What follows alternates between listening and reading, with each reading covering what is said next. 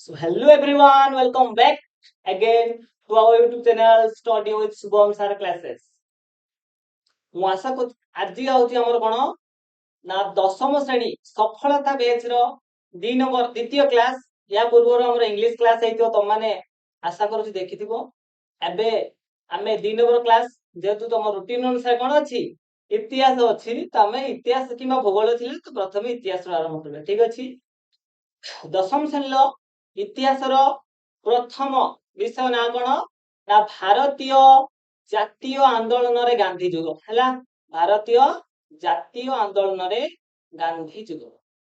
ତ ଯେଉଁମାନେ ଦେଖି ନଥିବ ଏହାର ପୂର୍ବ କ୍ଲାସ୍ କଣ ଥିଲା ଆମର ଇଂଲିଶ ତ ତାକୁ ଟିକେ ଭଲ ଭାବରେ ଦେଖିଦବ ଠିକ ଅଛି। ପଢିବା ଆଜି ଆମେ କଣ ଇତିହାସ ତା ପଢିଲା ପୂର୍ବରୁ ଆମେ କଣ କରିବା ନା ଇତିହାସ କାହାକୁ କୁହାଯାଏ ତାର ଡେଫିନେସନ କଣ ତା ବିଷୟରେ କିଛି ଜାଣିବା। ଜାଣିକି ତାପରେ ଆମେ ଧୀରେ ଧୀରେ ତାର ଟାଇମ ସ୍କେଲ ଦେଖିବା ସବୁ ଦେଖିବା। ଦେଖି ସାରିଲା ପରେ ଆମେ ଧୀରେ ଧୀରେ ଆଗକୁ ଯିବା ଠିକ ଅଛି।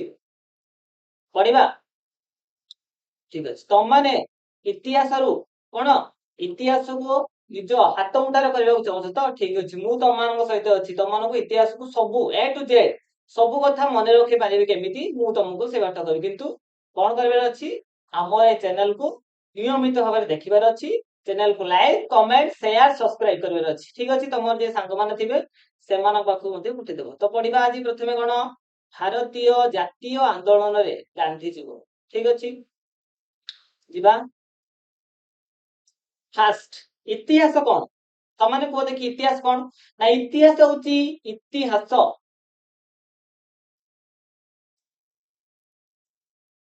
ହେଲା। ଇତିହାସ ହେଲେ ଇତି ଶବ୍ଦ ହେଲା ଅତୀତ ହାସ ମାନେ ସରିଯାଇଛି ଇତି ସରିଯାଇଛି ନା ଅର୍ଥାତ ଅତୀତର ଘଟଣାବଳୀ ହେଲା। ଅତୀତର ଘଟଣାବଳୀକୁ କଣ କୁହାଯାଏ ଇତିହାସ ବୋଲି କୁହାଯାଏ ଠିକ ଅଛି। ଯଥା କହିଛି ଇତିହାସ କଣ ନା ଇତିହାସ ହଉଛି ମାନବ ଜୀବନର ଗତ କାଳର ଯୋଉଟା ବିତି ଯାଇଛି ଯୋଉ କାଳ ଗତ କାଳର ଘଟଣା ମାନଙ୍କର ଅଧ୍ୟୟନ ଠିକ ଅଛି। ତାକୁ ଯଦି ଆମେ ପଢିବା ଅଧ୍ୟୟନ କରିବା ଜାଣିବା ସେଟା ହବ ଆମର କଣ ଇତିହାସ। ଏହାରେ କଣ ହବ ନା ଏଠାରେ ପୁରୁଣା ସମୟର ଲୋକମାନଙ୍କର ଜୀବନ ସଂସ୍କୃତି ଯୁଦ୍ଧ ରାଜନୀତି ଆଉ ଉନ୍ନତି ବିଷୟ ଜଣାଯାଏ। ସେ ସମୟରେ କିଭଳି ଭାବେ ଜୀବନ ଯାପନ କରୁଥିଲେ କୋଉ ସଂସ୍କୃତିକୁ ଆପଣାଉଥିଲେ କାହାକୁ ପୂଜା କରୁଥିଲେ ସେଇଟା ହେଲା କଣ ସଂସ୍କୃତି ଯୁଦ୍ଧ କିଭଳି ଭାବେ ସେ ଯୁଦ୍ଧ କରୁଥିଲେ। ରାଜନୀତି କିଭଳି ଭାବେ କଣ କରୁଥିଲେ ତାଙ୍କର ରାଜ୍ୟ ତା ଦେଶକୁ ବା ରାଜ୍ୟକୁ ଶାସନ କରୁଥିଲା ସେଟା ହେଲା ରାଜନୀତି। ଲୋକମାନଙ୍କ ଭିତରେ ବୁଝାମଣା କିଭଳି ଭାବରେ ଥିଲା ଉନ୍ନତି ବିଷୟରେ ଜଣାଯାଏ। ଇତିହାସ ଆମକୁ ଗତ କାଳରୁ ଶିଖି ଭବିଷ୍ୟତକୁ ଭଲ କରିବାରେ ସାହାଯ୍ୟ କରେ ଠିକ ଅଛି। ଯେମିତି ଆଗରୁ ତମମାନେ ଶୁଣିଥିବ ଯଦି ଗୋଟେ ରୋଗ ଆସୁଥିଲା ତ ସେଇ ରୋଗ ଦ୍ୱାରା କଣ ହଉଥିଲା ନା ଗୋଟେ ଗୋଟେ ଗାଁ ନିଶ୍ଚିହ୍ନ ହେଇଯାଉଥିଲା। ସେଇ କଥା ଆମେ ଶିଖିଲେ ସେଥିପାଇଁ କଣ କଲେ କିଭଳି ଭାବେ ଆମେ ସେଇ ରୋଗରୁ ବଞ୍ଚିବା ତା ପାଇଁ ମଧ୍ୟ ଆମେ କଣ କଲେ ବିଭିନ୍ନ ପ୍ରକାର ଟୀକା ହଉ ମେଡିସିନ ହଉ ବାହାର କଲେ ଠିକ ସେଇଭଳି ଭାବେ ଇତିହାସ ଅତୀତରୁ ଆମେ ଶିଖିବା ଭବିଷ୍ୟତକୁ ବ୍ୟବହାର କରିବା ୟୁଜ କରିବା ତାକୁ ସାହାଯ୍ୟ କରେ। ସରଳ କଥା ହଉଛି କଣ ଇତିହାସ ହଉଛି ଗତ କାଳର କାହାଣୀ ଠିକ ଅଛି। ନେକ୍ସଟ ସ୍ଲାଇଡ ଯିବା। ସାଧାରଣତଃ ଇତିହାସକୁ 3 ଭାଗରେ ବିଭକ୍ତ କରାଯାଏ। ଯଥା ହେଲା ପ୍ରାଚୀନ ଇତିହାସ ଆରମ୍ଭରୁ ଯେତେବେଳେ ଆରମ୍ଭ ହେଇଥିଲା କଣ ମଣିଷ ସୃଷ୍ଟିର 700 ବର୍ଷ ପର୍ଯ୍ୟନ୍ତ ବା 700 ଖ୍ରୀଷ୍ଟାବ୍ଦ ପର୍ଯ୍ୟନ୍ତ ସେଇଟା ହେଲା ତୁମର କଣ ପ୍ରାଚୀନ ଇତିହାସ। ସେଇ ସମୟରେ କଣ ନା ପ୍ରାଚୀନର ସଭ୍ୟତା ସେ ସମୟର ରାଜ୍ୟ ସଂସ୍କୃତି ବିକାଶ କଣ କଣ ହେଇଥିଲା ସେଇଥିରେ ଜଣାଯାଏ। ମଧ୍ୟକାଳୀନ ଇତିହାସ ଖ୍ରୀଷ୍ଟାବ୍ଦ 700 ରୁ 1750 ସେଟା ହେଲା ମଝି ବା ମଧ୍ୟକାଳୀନ ଇତିହାସ। ଏଇ ସମୟରେ କଣ ହୁଏ ନା ବିଭିନ୍ନ ମହାରାଜଙ୍କର ଶାସନ ସାମ୍ରାଜ୍ୟ ବିକାଶ ଯୁଦ୍ଧ ଦେଖାଯାଏ ଠିକ ଅଛି। ଆଧୁନିକ ଇତିହାସ କଣ ନା 1750 ରୁ ବର୍ତ୍ତମାନ ପର୍ଯ୍ୟନ୍ତ ଯୋଉ ସବୁ ଚାଲିଛି ସେଟା ହେଲା ଆମର ଆଧୁନିକ ଇତିହାସର ଅନ୍ତର୍ଗତ। ଏଇ ସମୟରେ କଣ ନା ସବୁଠାରୁ ଉନ୍ନତି ବା ସବୁଠାରୁ ଡେଭଲପ ବୈଜ୍ଞାନିକ ଉନ୍ନତି ସ୍ୱାଧୀନତା ଆନ୍ଦୋଳନ ଓ ଆଧୁନିକ ଜୀବନ ଦେଖାଯାଏ। ସରଳ କଥା ଯଦି କହିବା ଆମେ ଇତିହାସ ହଉଛି ପ୍ରାଚୀନ ମଧ୍ୟକାଳୀନ ଆଉ ଆଧୁନିକ ଏଇ 3ଟି ଭାଗର ସମାହାର। ସେକେଣ୍ଡ କଥା ତମମାନେ ସବୁ କ୍ଲାସ 6ରେ ପଢିଥିବ ଆଦିମ କାଳର ମନୁଷ୍ୟ ଜୀବନ ଯାପନ କରୁଥିଲା ବଣରେ ରହି ଖାଉଥିଲା ଯାଯାବର ଜୀବନ ଯାପନ କରୁଥିଲା ପଶୁ ଶିକାର କରୁଥିଲା ଠିକ ସେଇଟା ହେଲା ତୁମର କଣ ପ୍ରାଚୀନ ଇତିହାସ। ସେଭେନ୍ଥରେ ପଢିଥିବ ନା ମାମୁଦ ଆଉ ବିଭିନ୍ନ ଅନ୍ୟାନ୍ୟ ମାନେ ଆମ ଦେଶକୁ କିଭଳି ଭାବେ କଣ କରୁଥିଲେ କଣ କରିଥିଲେ ଯୁଦ୍ଧ କରିକି ଆମ ଦେଶରୁ ସବୁ ଲୁଣ୍ଠନ କରିନେଇଥିଲେ। ଶାହାଜାହାନ, ମାମୁଦ, ଆକବର ଏଇମାନଙ୍କ ବିଷୟରେ ପଢିଥିବ, ବିଭିନ୍ନ ରାଜା ମାନଙ୍କ ବିଷୟରେ ପଢିଥିବ। ସେଇଟା ହେଲା ତୁମର ମଧ୍ୟକାଳୀନ ଇତିହାସର ଅନ୍ତର୍ଗତ। ଠିକ ଅଛି। ଆଉ ତମେ କ୍ଲାସ 8th ରେ ପଢିଥିବ ଯେ ଇଂରେଜ 1600 ମସିହାରେ ଇଂରେଜ ମାନେ ଆସିକି ଆମ ଦେଶକୁ ଶାସନ କଲେ। ଠିକ ସେଇଟା ହେଲା ତମର କ୍ଲାସ 6 ହେଲା ତମର ପ୍ରାଚୀନ ଇତିହାସର, କ୍ଲାସ 7 ପ୍ରାଚୀନ ଇତିହାସ ସହିତ ଅଛି ତମର ମଧ୍ୟକାଳୀନ ଇତିହାସ ବେଶୀ ଅଛି ମଧ୍ୟକାଳୀନ। 8th ହେଲା ଆଧୁନିକ ଇତିହାସ। ଏଉଠୁ ଆରମ୍ଭ ହେଇଛି ଆଧୁନିକ ଇତିହାସ। ସେଇ ବହିରେ ସ୍ଥାନ ଦିଆ। ଠିକ ଅଛି। ଆମ ଦଶମ ଯାହା ପଢିବା ଏଟା ବି ଆମର ଆଧୁନିକ ଇତିହାସର ଅନ୍ତର୍ଗତ। ତା ପୂର୍ବରୁ କଣ କରିବା ରାଶିଟା ଦେଖି ତମେ ଦେଖ ବଢିଆ ସୁନ୍ଦର। ମୁଁ ତାକୁ ଚିତ୍ର ମାଧ୍ୟମରେ ବୁଝିବା ପାଇଁ ଦେଖା କଣ ଆଣିଛି ନା ମନେ ରଖିବା ପାଇଁ ସୁବିଧା। କଣ ତମେ ଜାଣିଥିବ ଯେ ଗୋଟେ ଶବ୍ଦକୁ ଯାହା ମନେ ରଖିବା ପାଇଁ ଯେତେ କଷ୍ଟ ହୁଏ ଆମେ କିନ୍ତୁ ଚିତ୍ର ମାଧ୍ୟମରେ ତାକୁ ଆମେ ସହଜରେ ମନେ ରଖୁ। ଠିକ ସେ କଥା ଦେଇଛି ପ୍ରାଚୀନ ଇତିହାସ, ମଧ୍ୟକାଳୀନ ଇତିହାସ, ଆଧୁନିକ ଇତିହାସ। ସେଇ ସମୟର ନଗର ସ୍ଟାଇଲ ବା ସେ ସମୟର କିଭଳି ଭାବେ ତାଙ୍କର ସବୁ ସାମ୍ରାଜ୍ୟ ପ୍ରତିଷ୍ଠା ହଉଥିଲା, କୋଉ କୋଉ ପାତ୍ର ବ୍ୟବହାର ହଉଥିଲା, କାହାକୁ ପୂଜା କରୁଥିଲେ, ଲିପି କଣ ଥିଲା ସେଟା ଦେଇଛି। ସେକେଣ୍ଡ ମଧ୍ୟକାଳୀନରେ ରାଜା ମାନଙ୍କ ରାଜ୍ୟ ଶାସନ କେମିତି ଥିଲା, ଯୁଦ୍ଧ କେମିତି ଚାଲିଥିଲା, ତାପରେ କଣ କଣ ସବୁ ନିର୍ମାଣ ହେଇଥିଲା ସେଇ ବିଷୟରେ। ଆଧୁନିକରେ ଆମେ ବର୍ତ୍ତମାନ କଣ ଛୁଞ୍ଚି ଠାରୁ ରକେଟ ପର୍ଯ୍ୟନ୍ତ ସବୁ ତିଆରି କରିଥିଲେ। ସେଇ କଥା ଦେଇଛି ନା ରେଳଗାଡି, ଏଟା କଣ ତମେ କୃତ୍ରିମ ଉପଗ୍ରହ, ସ୍ମାର୍ଟ ଫୋନ, କଣ ଜାଣିଥିବ ଆମର ପରୀକ୍ଷାଗାର, ତା ସମସ୍ତ ପାଇଁ ଆନ୍ଦୋଳନ ଏକତା ଭାବ ସୂଚାଉଛି। ଠିକ ଅଛି। ତା ପୂର୍ବରୁ ଆମେ କଣ କରିବା ନା ଟିକେ ଇତିହାସର ଟାଇମ ସ୍କେଲ ବିଷୟରେ ପଢିବା। ଟାଇମ ସ୍କେଲ କଣ ନା ଗୋଟେ ଟାଇମ ସ୍କେଲ ହେଲା ଯେ ଖ୍ରୀଷ୍ଟାବ୍ଦ ଆଉ ଖ୍ରୀଷ୍ଟପୂର୍ବ ହେଲା। ଖ୍ରୀଷ୍ଟାବ୍ଦ ଆଉ ଗୋଟେ ଖ୍ରୀଷ୍ଟପୂର୍ବ ହେଲା। ଖ୍ରୀଷ୍ଟାବ୍ଦ କଣ ନା ଯୀଶୁ ଖ୍ରୀଷ୍ଟଙ୍କ ପରେ ଯାହା ଯାହା ଘଟିଛି, ଯୀଶୁ ଖ୍ରୀଷ୍ଟଙ୍କ ପରେ ଯାହା ଯାହା ଘଟିଛି ସେଇଟା ହେଲା ତମର ଖ୍ରୀଷ୍ଟାବ୍ଦ। ଠିକ ଅଛି। ଯୀଶୁ ଖ୍ରୀଷ୍ଟଙ୍କ ପରେ ପରେ ଯାହା ଘଟିଛି ସେଇଟା ହେଲା ତମର କଣ ଖ୍ରୀଷ୍ଟାବ୍ଦ ହେଲା। ତା ପୂର୍ବରୁ ଯୀଶୁ ଖ୍ରୀଷ୍ଟଙ୍କ ପୂର୍ବରୁ ଯାହା ଯାହା ଘଟିଥିଲା ସେଟା ତମର କଣ ଖ୍ରୀଷ୍ଟପୂର୍ବ। ଠିକ ଅଛି। ମନେ ରହିଲା। ଚାଲ ଆଜି ଆମେ ଆରମ୍ଭ କରିବା କଣ ପ୍ରଥମ ପାଠ, ପ୍ରଥମ ଅଧ୍ୟାୟର ପ୍ରଥମ ପାଠ। ପ୍ରଥମ ଅଧ୍ୟାୟ ନାଁ କଣ ଭାରତୀୟ ଜାତୀୟ ଆନ୍ଦୋଳନରେ ଗାନ୍ଧୀ ଯୁଗ। ପ୍ରଥମ କଥା ତମେ ଏଇ ଅଧ୍ୟାୟରୁ କଣ ବୁଝୁଛ ଭାରତୀୟ ଜାତୀୟ ଆନ୍ଦୋଳନ। ଭାରତର ସବୁ ସ୍ତରରେ କଣ ହେଇଥିଲା ଜାତୀୟ ଆନ୍ଦୋଳନ। ସମସ୍ତେ ମିଶିକି ଯୋଉ ଆନ୍ଦୋଳନ ସତ୍ୟାଗ୍ରହ କରିଥିଲେ କଣ ପାଇଁ ନା ଆମ ଦେଶରୁ ଇଂରେଜ ବା ବିଦେଶୀଙ୍କୁ ତଡିଦେବା ପାଇଁ। ଗାନ୍ଧୀ ଯୁଗ କହୁଛି ମାନେ କଣ ନା ଏଥିରେ ଗାନ୍ଧୀ ଯୁଗ ବା ଗାନ୍ଧୀଜୀଙ୍କର ଭୂମିକା ଗୁରୁତ୍ୱପୂର୍ଣ୍ଣ। ଗାନ୍ଧୀଜୀ କୋଉଠି ତାଙ୍କର ଗୁରୁତ୍ୱପୂର୍ଣ୍ଣ ଭୂମିକା ଦେଇଥିଲେ ସେଇ କଥା ସେଇ ବିଷୟରେ ପଢିବା। ଏଟା ହେଲା ପ୍ରଥମ ଅଧ୍ୟାୟର ପ୍ରଥମ ପାଠ ଭାରତୀୟ ଜାତୀୟ ଆନ୍ଦୋଳନରେ ଗାନ୍ଧୀଜୀଙ୍କ ଆବିର୍ଭାବ। ଠିକ ଅଛି। ଏବେ ଆରମ୍ଭ କରିବା। Next slide.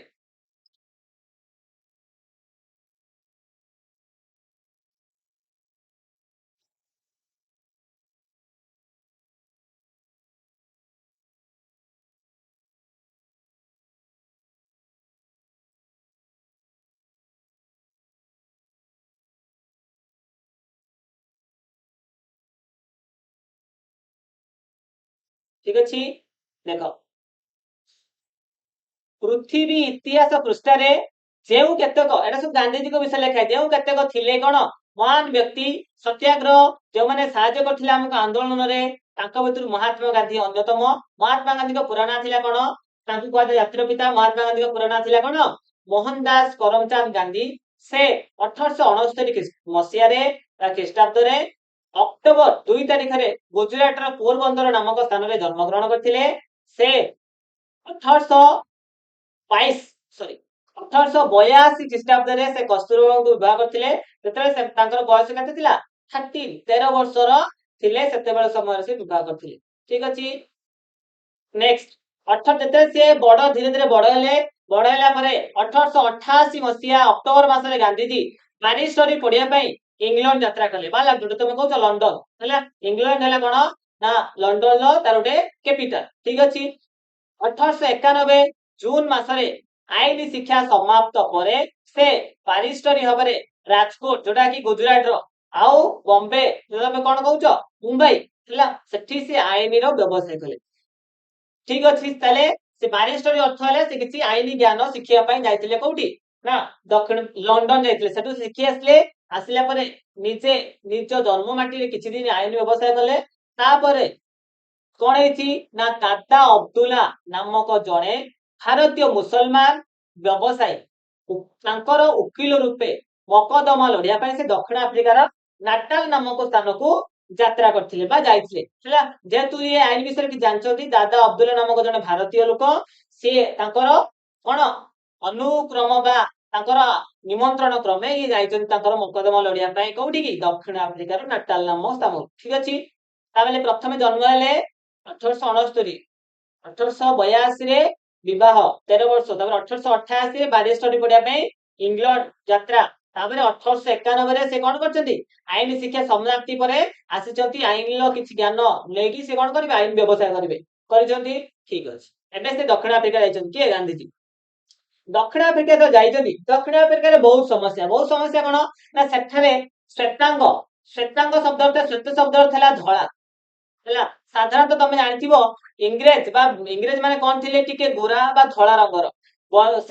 ସେଠି ଦକ୍ଷିଣ ଆଫ୍ରିକାରେ ଗୋଟେ ଚାଲିଥିଲା କଣ ସମସ୍ୟା, ହେଲା ବର୍ଣ୍ଣ ବୈଷମ୍ୟ ନୀତି। ବର୍ଣ୍ଣ ବୈଷମ୍ୟ ନୀତି କଣ କି ତମେ ଜାଣିଥିବ, କଳା ଗୋରାର ବା ଗୋରା କଳାର ଭେଦଭାବକୁ କଣ କୁହାଯାଏ, ବର୍ଣ୍ଣ ବୈଷମ୍ୟ ନୀତି। ସେଠି କୃଷ୍ଣାଙ୍ଗ ଆଫ୍ରିକୀୟ ଲୋକମାନେ ଟିକେ କଳା ଦେଖିବାକୁ, ତାଙ୍କୁ ସହିତ ଦକ୍ଷିଣ ଆଫ୍ରିକାରେ ଆଉ ଯୋଉ ଭାରତୀୟ ଲୋକମାନେ କାମ କରୁଥିଲେ ସେମାନଙ୍କୁ ଅତ୍ୟାଚାର କରୁଥିଲେ, କେଉଁମାନେ ନା ଏଇ ଶ୍ଵେତାଙ୍ଗ ମାନେ, ଏଇ ଇଂରେଜ ମାନେ। ଠିକ ଅଛି,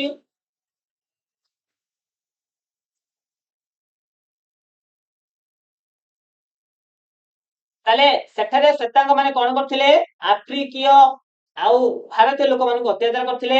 ସେଠାରେ ଭାରତୀୟ ମାନଙ୍କର କୌଣସି ଭୋଟ ଦାନର ଅଧିକାର ନଥିଲା। ସେମାନଙ୍କୁ ସେମାନଙ୍କର ନାମ ପଞ୍ଜୀକରଣ କରି ନିର୍ବାଚନ କର ଦେବାକୁ ପଡୁଥିଲା। ଠିକ ଅଛି, ସେମାନଙ୍କ ବସତି ସ୍ଥାପନ ପାଇଁ ସେ ଯେହେତୁ ତାଙ୍କୁ କଣ ଭାରତୀୟ ମାନଙ୍କୁ ବସତି ସ୍ଥାପନ ଦେଇ ଜନାକୀର୍ଣ୍ଣ, ଯୋଉଠି କେହି ରହିବେ ନାହିଁ, ଯଦି ଅସ୍ୱାସ୍ଥ୍ୟକର ପରିବେଶ, ମଇଳା ପରିବେଶ, ସେଇଠି ଦେବେ କାହାକୁ, ନା ଭାରତୀୟ ମାନଙ୍କୁ ସ୍ଥାନ ଦେଇଛନ୍ତି ଯେ ତମେ ସେଇଠି ହିଁ ରହିବ। କରାଯାଇଥିଲା। ସେମାନେ ରାତି 9ଟା ପରେ ଘରୁ କେହି ପଦାକୁ ବାହାରକୁ ବାହାରି ପାରୁନଥିଲେ। ଜନସାଧାରଣଙ୍କର ପାଦ ଚଲା ରାସ୍ତା ମଧ୍ୟ ବ୍ୟବହାର କରିପାରୁନଥିଲେ, କିଏ ନା ଭାରତୀୟ ମାନେ। ଆଉ କଣ ଥିଲା ଅସୁବିଧା, ନା ରେଳ ଗାଡିର ପ୍ରଥମ ଆଉ ଦ୍ୱିତୀୟ ଶ୍ରେଣୀର କୋଠରୀରେ ଯାତ୍ରା କରିପାରୁ ନଥିଲେ। ଠିକ ଅଛି, ସେଠାରେ ଯୋଉ ବସବାସ କରୁଥିବା ଭାରତୀୟ ମାନେ, ଭାରତୀୟ ବ୍ୟବସାୟୀ, ବଣିକ, ଜାହାଜ ମାଲିକ, ଶ୍ରମିକ ଇତ୍ୟାଦିକୁ ସେମାନେ କୁଲି ବୋଲି ସମ୍ବୋଧନ କରୁଥିଲେ।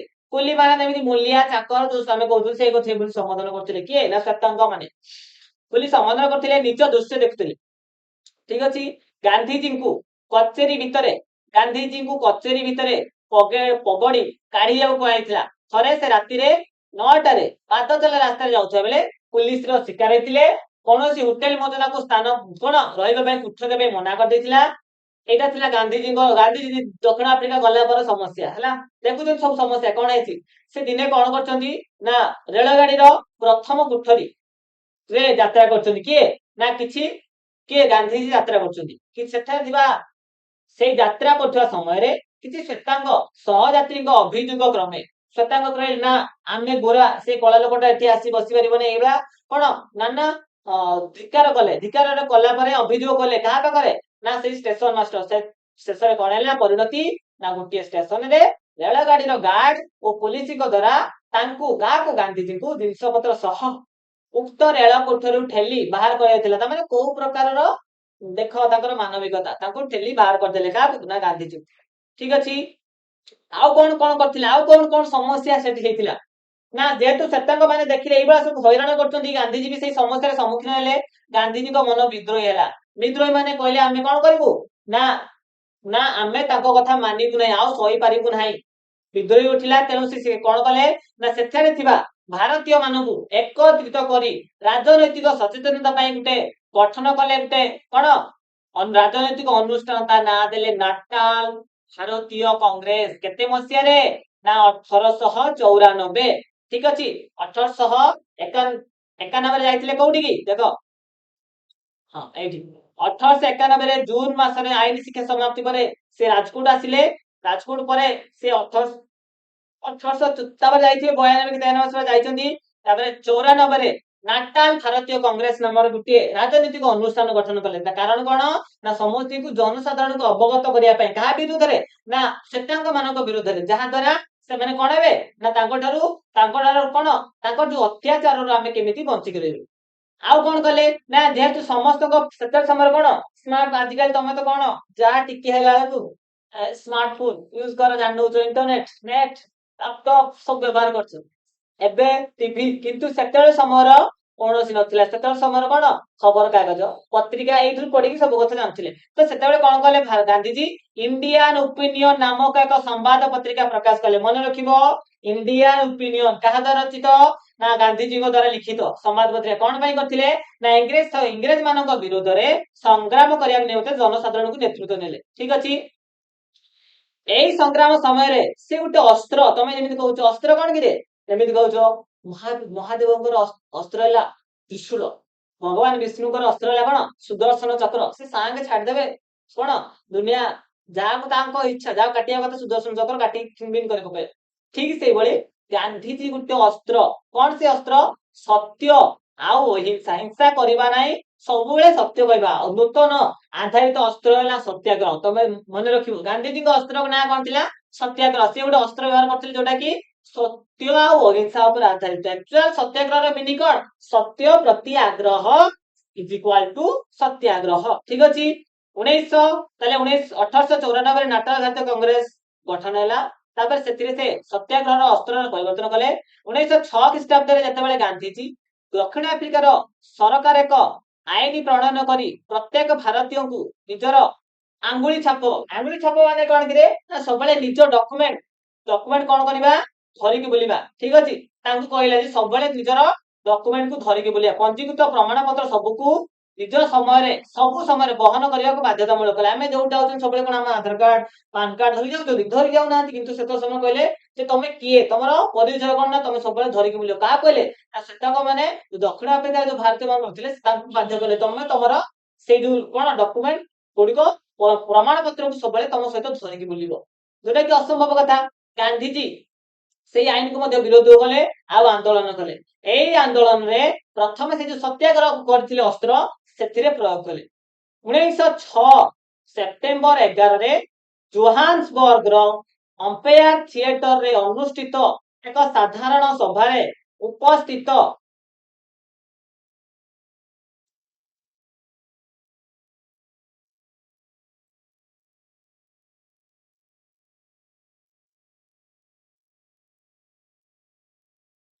ଜୋହାନ୍ସବର୍ଗର ଏକ ସାଧାରଣ ସଭାରେ ଉପସ୍ଥିତ ଥିବା ଭାରତୀୟ ଏହି କଳା ଆଇନକୁ, ତାହେଲେ 1906 ମନେ ରଖିବ, 1906 କଣ ହେଇଥିଲା ନା କଳା ଆଇନ ହେଲା। ତାହେଲେ ସେଇ ଯୋଉ ଜୋହାନ୍ସବର୍ଗର କୋଉଠି ନା 1906 ସେପ୍ଟେମ୍ବର 11ରେ ଜୋହାନ୍ସବର୍ଗର ଅମ୍ପେୟାର ଥିଏଟରରେ ଗୋଟେ ସଭା ଅନୁଷ୍ଠିତ ହେଇଥିଲା। ସେଇ ସଭାରେ କଣ ହେଇଛି ନା ଏଇ କଳା ଆଇନକୁ ଅମାନ୍ୟ କରିବା ପାଇଁ ଦୃଢ ସଂକଳ୍ପ ନେଲେ କିଏ ନା ଗାନ୍ଧିଜୀ। ସରକାର ଅନେକ ଆନ୍ଦୋଳନକାରୀଙ୍କୁ ବନ୍ଦୀ କଲେ। ଏଇ ଆନ୍ଦୋଳନରେ ସେ ଅନେକଙ୍କୁ ବନ୍ଦୀ କଲେ। ଗାନ୍ଧିଜୀଙ୍କୁ ମଧ୍ୟ ଜୋହାନ୍ସବର୍ଗର କାରାଗାରରେ ବନ୍ଦୀ କରି ରଖାଗଲା। ଏହି ଅହିଂସା ଆନ୍ଦୋଳନ ବିରୋଧରେ ସରକାରଙ୍କ ଦମନମୂଳ ନୀତି ଅଧିକ ସଂଖ୍ୟକ ଭାରତୀୟଙ୍କୁ ଆଇନ ଅମାନ୍ୟ କରିବା ପାଇଁ ପ୍ରେରଣା କଲା। ଯେତେବେଳେ ଗାନ୍ଧିଜୀଙ୍କୁ ଦେଖିଲେ କଣ କରିଦେଇଛନ୍ତି, ବନ୍ଦୀ କରିଦେଇଛନ୍ତି, ତ ଭାରତୀୟ ମାନେ ଅଧିକ ଆହୁରି ଚିଡି ଗଲେ, ଆହୁରି ରାଗିଗଲେ। ତ ସିଏ ଆହୁରି କଣ ସତ୍ୟାଗ୍ରହ କରିବାକୁ ଲାଗିଲେ। ଗାନ୍ଧିଜୀଙ୍କ ସତ୍ୟାଗ୍ରହ ଶେଷରେ ପରିଣତି ଗାନ୍ଧିଜୀଙ୍କ ସତ୍ୟାଗ୍ରହ ନୀତି ସଫଳ ହେଲା। ଇତିମଧ୍ୟରେ ସରକାରଙ୍କ ଦ୍ୱାରା ଭାରତୀୟ ମାନଙ୍କ ଉଦ୍ଦେଶ୍ୟରେ ପ୍ରଣୀତ ଦେଶାନ୍ତର ଗମନ ନିଷେଧ, ଦେଶାନ୍ତର ମାନେ ହେଲା ଦେଶରୁ ଅନ୍ତର, ଗୋଟେ ଦେଶରୁ ଅନ୍ୟ ଦେଶକୁ ଯାଇପାରିବ ନାହିଁ ବା ସେଇ ଦେଶ ଛାଡିକି ଯାଇହବନି। ଦେଶାନ୍ତର ଗମନ ନିଷେଧ ଆଇନ ବିରୋଧରେ କେହି ଯାଇପାରିବ ନାହିଁ। ଅନେକ ଭାରତୀୟ ଯେତେବେଳେ ଯାଇଛନ୍ତି ସେଇ ଦେଶ ଛାଡିକି, 1908 ଅଗଷ୍ଟର ନାଟାଲ ସୀମା, ଦକ୍ଷିଣ ଆଫ୍ରିକାର ନାଟାଲ ସୀମା ପାର ହେଇକି ଯେତେବେଳେ ଟ୍ରାନ୍ସଭାଲ ଯାଇଛନ୍ତି, ଅନେକ ସେଠି ଗିରଫ ହେଇଛନ୍ତି। କିଏ ନା ଭାରତୀୟ ମାନେ, ବା ଏଇ ଦେଶାନ୍ତର ଆଇନରେ ଯୋଉମାନେ ଏଇ ଦେଶରୁ ଯାଇଛନ୍ତି ତାଙ୍କୁ ଗିରଫ କରୁଛନ୍ତି। ଗିରଫ କଣ ବୁଝିପାରୁଛ ତ, ତାଙ୍କୁ ନେଇକି ବନ୍ଦୀ।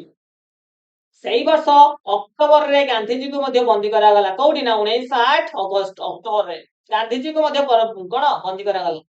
ଆନ୍ଦୋଳନ ପ୍ରଶମିତ ଯେତେବେଳେ କମି ଯାଇଛି, ପରିବର୍ତ୍ତେ ଅଧିକ ଶକ୍ତିଶାଳୀ ଆହୁରି ଗାନ୍ଧିଜୀ ଯେତେବେଳେ ମୁଖ୍ୟ ନେତା ଯଦି ବନ୍ଦ ହେଇଯାଉଛି ତ କେମିତି ଅନ୍ୟମାନେ କେମିତି କଣ କରିବେ, ରହିପାରିବେ ଶାନ୍ତି। ତ ସେମାନେ ଆହୁରି ଉତ୍କ୍ଷିପ୍ତ ହେଲେ, ଶକ୍ତିଶାଳୀ, ତ ଆହୁରି ଶକ୍ତିଶାଳୀ ହେଲା, ନା ଆମେ ଆଉ ତମ କଥା କିଛି ମାନିବୁ ନାହିଁ। ତାପରେ 1913 ମାର୍ଚ୍ଚ 14 ଦକ୍ଷିଣ ଆଫ୍ରିକାର ଉଚ୍ଚତମ ନ୍ୟାୟାଳୟରେ ଏକ ନିଷ୍ପତ୍ତି କ୍ରମେ ଖ୍ରୀଷ୍ଟିଆନ ରୀତି ଅନୁସାରେ, ରୀତି ମାନେ ନିୟମ, ଖ୍ରୀଷ୍ଟିଆନ ନିୟମ ଅନୁସାରେ ସମ୍ପାଦିତ ହୋଇନଥିବା, ପଞ୍ଜୀକରଣ ହୋଇନଥିବା ଭାରତୀୟ ମାନଙ୍କର ବିବାହ ସ୍ୱୀକୃତି ପ୍ରତ୍ୟାହାର କରାଗଲା। ପ୍ରତ୍ୟାହାର ମାନେ କରାଗଲା ମାନେ ବନ୍ଦ କରିଦିଆଗଲା। ଏହି ବିରୋଧରେ ସଂଗଠିତ ଆନ୍ଦୋଳନ ଦକ୍ଷିଣ ଆଫ୍ରିକାର ଗାନ୍ଧିଜୀଙ୍କ ନେତୃତ୍ୱାଧୀନ ଶେଷ ଆନ୍ଦୋଳନ ଥିଲା। ତାହେଲେ ଏଇ ଯୋଉ ଶେଷ ଆନ୍ଦୋଳନ ଥିଲା କୋଉଟା ନା ଏଇ ଯୋଉ ଏଇଟା ନା 1913 ମାର୍ଚ୍ଚ 14 କଣ କରାଯାଇଛି ନା ଖ୍ରୀଷ୍ଟିଆନ ରୀତି ଅନୁସାରେ ବିବାହ ବନ୍ଦ କରିବା ପାଇଁ ସ୍ୱୀକୃତି ମନା କରିଦେଇଛନ୍ତି, ସ୍ୱୀକୃତି ଦିଆଯିବ ନାହିଁ। ତ ସେଇ ଆନ୍ଦୋଳନ ସେଇଟା ଥିଲା ତାଙ୍କର କଣ ଶେଷ ଆନ୍ଦୋଳନ। ଗାନ୍ଧିଜୀ ନୂତନ ସଂଗ୍ରାମୀ ମାନଙ୍କ ନିକଟରେ ଇଂରେଜ ସରକାର ହାର ମାନିଲେ ଏବଂ କେତେକ ଅପମାନଜନକ ଆଇନ ପ୍ରତ୍ୟାହାର କରିବାକୁ ମଧ୍ୟ ବାଧ୍ୟ ହେଲେ। ଜଣା ପଡୁଛି ଗାନ୍ଧିଜୀ ସବୁ କଥାରେ ସଫଳ ହେଇଛନ୍ତି। ଠିକ ଅଛି। ସେ ସମୟରେ ଦକ୍ଷିଣ ଆଫ୍ରିକାର ଶାସନର ମୁଖ୍ୟ ଥିଲେ ଜେନେରାଲ ସ୍ମଟ୍ସ। ମନେ ରଖିବ ଶୀତ ସମୟରେ କିଏ ଥିଲେ? ଜେନେରାଲ ସ୍ମଟ୍ସ। ଠିକ ଅଛି, ତମ ପାଇଁ କାମ ଏଇଟା ରହିଲା, କଣ କରିବ? ତୁମ ପାଇଁ କାମ ଦକ୍ଷିଣ ଆଫ୍ରିକାର ମାନଚିତ୍ରରେ ନାଟାଲ ଆଉ ଜୋହାନ୍ସବର୍ଗ ର ଅବସ୍ଥିତି କୋଉଠି କୋଉଠି ଅଛି କାଟିକି ଆସିଥିବ। ଠିକ ଅଛି ନା ଦର୍ଶେଇକି ଆସିଥିବ। କାଟି ସାରିଲା ପରେ କୋଉଠି ପଠେଇବ ମୁଁ ଦେଖିବି ତମର ନୋଟ୍ସ। ତ ହଁ ଷ୍ଟଡି ୱିଥ୍ ଯୋଉ ଅଛି ଆମର ଇନଷ୍ଟାଗ୍ରାମ, ଏଥିରେ ଲିଙ୍କ ଅଛି, ଟେଲିଗ୍ରାମ, ଯୋଉଠି ବି ଛାଡ଼ିଲେ ଆମେ ଦେଖିପାରିବୁ ହେଲା, ଯୋଉଠି ଛାଡ଼ିଲେ ମୁଁ ଦେଖିପାରିବି। 1915 ଜାନୁଆରୀ 9 ଗାନ୍ଧିଜୀ ଭାରତକୁ ଫେରିଲେ। ଗାନ୍ଧିଜୀ କେବେ ଫେରିଲେ? 1915 ଜାନୁଆରୀ 9 ତାରିଖରେ ଦକ୍ଷିଣ ଆଫ୍ରିକା ଯୋଉ ଯାଇଥିଲେ, ତାହେଲେ ଗାନ୍ଧିଜୀ ଫେରିଲେ ଭାରତକୁ। ଗାନ୍ଧିଜୀ ଫେରିଛନ୍ତି ତାଙ୍କର ମନେ ରଖିବ ଗାନ୍ଧିଜୀ ଗୋପାଳ କୃଷ୍ଣ ଗୋଖଲେଙ୍କୁ ରାଜନୈତିକ ଗୁରୁ ଭାବେ ଗ୍ରହଣ କଲେ। ଦିଟା କଥା ମନେ ରଖିବ, 1915 ସେ ଭାରତକୁ ଫେରିଲେ, ତାପରେ ରାଜନୈତିକ ଗୁରୁ କାହାକୁ ବାଛିଲେ? ଗୋପାଳ କୃଷ୍ଣ ଗୋଖଲେଙ୍କୁ ରାଜନୈତିକ ଗୁରୁ ଭାବରେ ଗ୍ରହଣ କଲେ। ଗୋଖଲେଙ୍କ ଉପଦେଶ ଅନୁଯାୟୀ ଗାନ୍ଧିଜୀ ଗୋଟେ ବର୍ଷ କାଳ ରାଜନୀତିରୁ ଦୂରେଇ ରହିଲେ।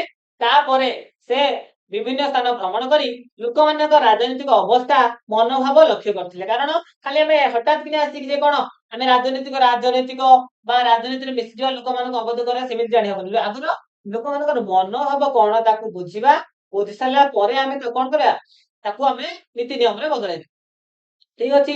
ଦକ୍ଷିଣ ଆଫ୍ରିକାରେ ସେ କଣ କଲେ? ଗୋଟେ ବର୍ଷ କାଳ ଗାନ୍ଧିଜୀ ତାଙ୍କର ରାଜନୈତିକ ଗୁରୁ କିଏ ଥିଲେ?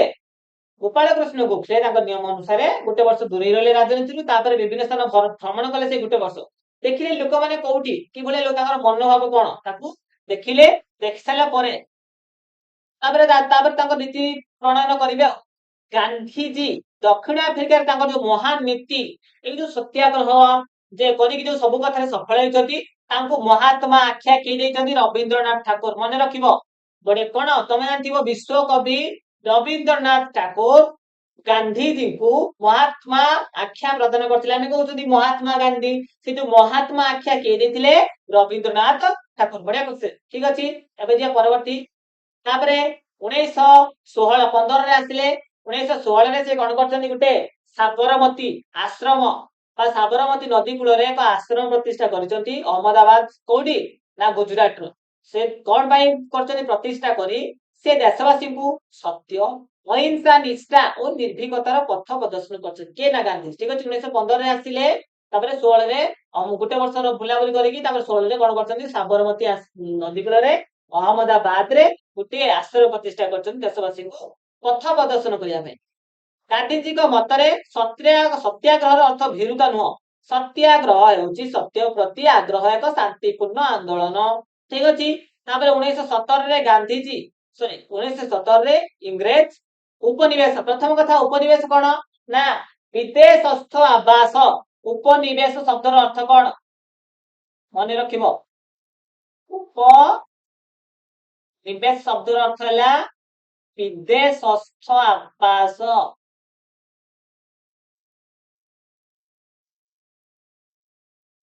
ହେଲା, ବିଦେଶସ୍ଥ ଆବାସ ମାନେ ନିଜ ଦେଶ ଛାଡିକି ବା ନିଜ ଦେଶ ଛାଡିକି ନିଜ ଦେଶରୁ ଅନ୍ୟ ଦେଶରେ ଆବାସ ମାନେ ରହିବା। ହେଲା,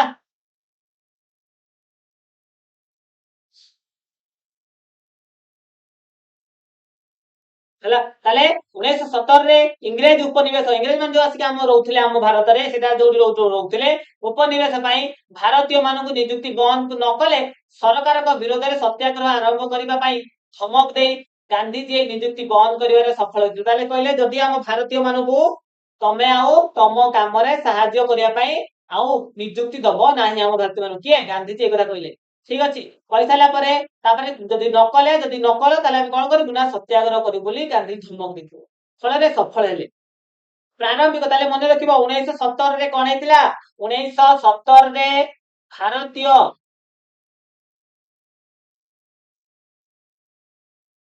ଭାରତୀୟ ମାନଙ୍କୁ ବନ୍ଦ, କୋଉଠି? ଉପନିବେଶର ନିଯୁକ୍ତି ବନ୍ଦ ହେଲା।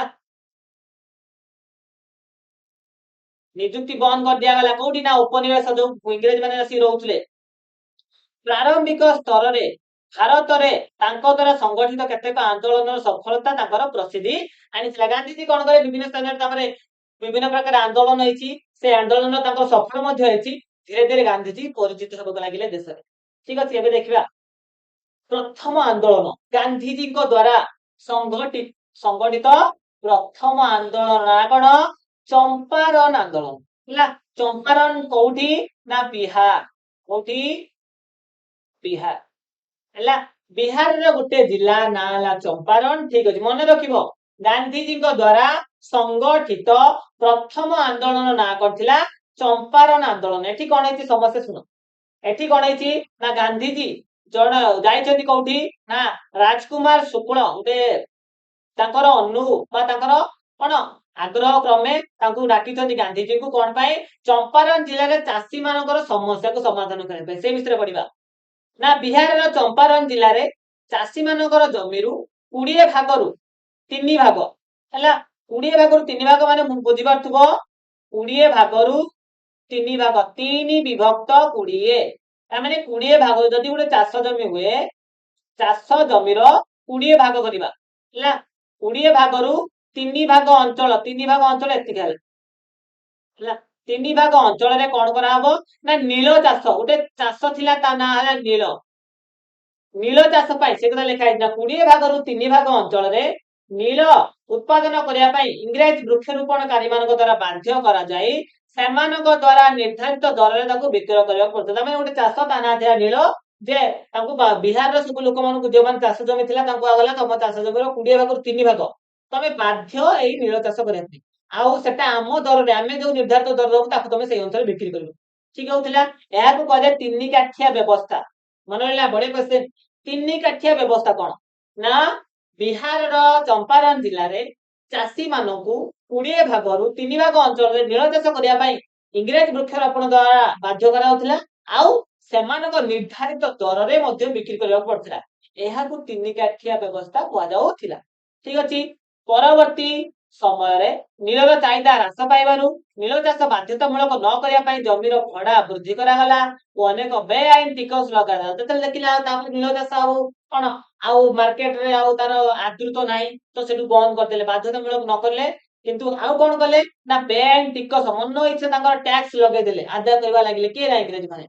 ଏହାର ବିରୋଧରେ ପ୍ରତିବାଦ କରୁଥିବା ଚାଷୀ ମାନଙ୍କୁ ବିଭିନ୍ନ ପ୍ରକାର ଅତ୍ୟାଚାର ଶୋଷଣର ଶିକାର ହେଲେ। ଯିଏ କଣ ବାଧ୍ୟ ମନା କରୁଥିଲା, ପ୍ରତିରୋଧ ଯିଏ କରୁଥିଲା ତାଙ୍କୁ ସେ ଚାବୁକ ପାହାରୁଥିଲେ, ବନ୍ଧୁକ ଦେଖାଉଥିଲେ, ବନ୍ଦୀ କରିଦଉଥିଲେ, ବିଭିନ୍ନ ପ୍ରକାର ଶୋଷଣ ସେ କରୁଥିଲେ। କିଏ? ନା ଇଂରେଜ।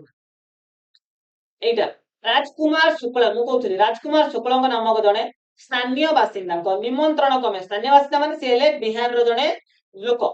ନିମନ୍ତ୍ରଣ କ୍ରମେ ଚାଷୀ ମାନଙ୍କର ସମସ୍ୟାର ସମାଧାନ ପାଇଁ, ଅନୁଧ୍ୟାନ ପାଇଁ, ଦେଖିବା ପାଇଁ ସେମାନେ କଣ ସତରେ ସମସ୍ୟାର ସମ୍ମୁଖୀନ ହଉଛନ୍ତି। ଗାନ୍ଧିଜୀ 1917 ଏପ୍ରିଲରେ ଚମ୍ପାରଣ ଜିଲ୍ଲାର ସଦର ମହକୁମା ମୋତିହାରୀ, ଚମ୍ପାରଣ ସଦର ମହକୁମା ହେଲା ମୋତିହାରୀରେ ପହଞ୍ଚିଲେ। ସେଠି କଣ କଲେ? ସେ ଗାନ୍ଧିଜୀଙ୍କ ଓ ତାଙ୍କ ସହିତ ଯାଇଥିବା ଆଉ କିଏ ଯାଇଥିଲେ ଗାନ୍ଧିଜୀଙ୍କ ସହିତ? ରାଜେନ୍ଦ୍ର ପ୍ରସାଦ, ମୁଜାହର ଉଲ ହକ, ମହାଦେବ ଦେଶାଇ, ନରହରି ପାରିଖ, ଜେବି କୃପାଳିନୀ ତୁରନ୍ତ ଉକ୍ତ ଜିଲ୍ଲା ଛାଡି ଚାଲିଯିବାକୁ ନିର୍ଦ୍ଦେଶ ଦେଲେ ହେଲା। ଗାନ୍ଧିଜୀ ଏହି ନିର୍ଦ୍ଦେଶକୁ ପ୍ରତ୍ୟାଖ୍ୟାନ ନ କରି ସମସ୍ତଙ୍କୁ ଗାନ୍ଧିଜୀଙ୍କୁ ଆଉ ତା ସହିତ ଯେତିକି ଜଣ ସମସ୍ତଙ୍କୁ କହିଲା ଯେ ତମେ ଜିଲ୍ଲା ଛାଡିକି ପଳାଅ। କିନ୍ତୁ ଗାନ୍ଧିଜୀ ଏହି ନିର୍ଦ୍ଦେଶକୁ ମାନିଲେ ନାହିଁ। ପ୍ରତ୍ୟାଖ୍ୟାନ କରି ନ ମାନି ସେଥିପାଇଁ ଯେକୌଣସି ଦଣ୍ଡ ତମେ କଣ କରିବ କର, ଯେକୌଣସି ଦଣ୍ଡ ଭୋଗିବା ପାଇଁ ପ୍ରସ୍ତୁତ ବୋଲି ଘୋଷଣା କର। ଅହିଂସା, ଆମେ ହିଂସା କରିବୁ। ଅହିଂସା ଉପାୟରେ ଏଇ ଯୋଉ ତମେ ଅନ୍ୟାୟ କରୁଛ ସେଇ ଅନ୍ୟାୟମୂଳକ ଆଇନକୁ ଅମାନ କରିବା ପାଇଁ ସେତେବେଳେ ଭାରତରେ ଏକ ନୂତନ ପ୍ରକାରର ଆନ୍ଦୋଳନ ପଦ୍ଧତି ଭାବେ ଉଭା ହେଲା କଣ? ଏଇ ଯୋଉ ଅହିଂସା।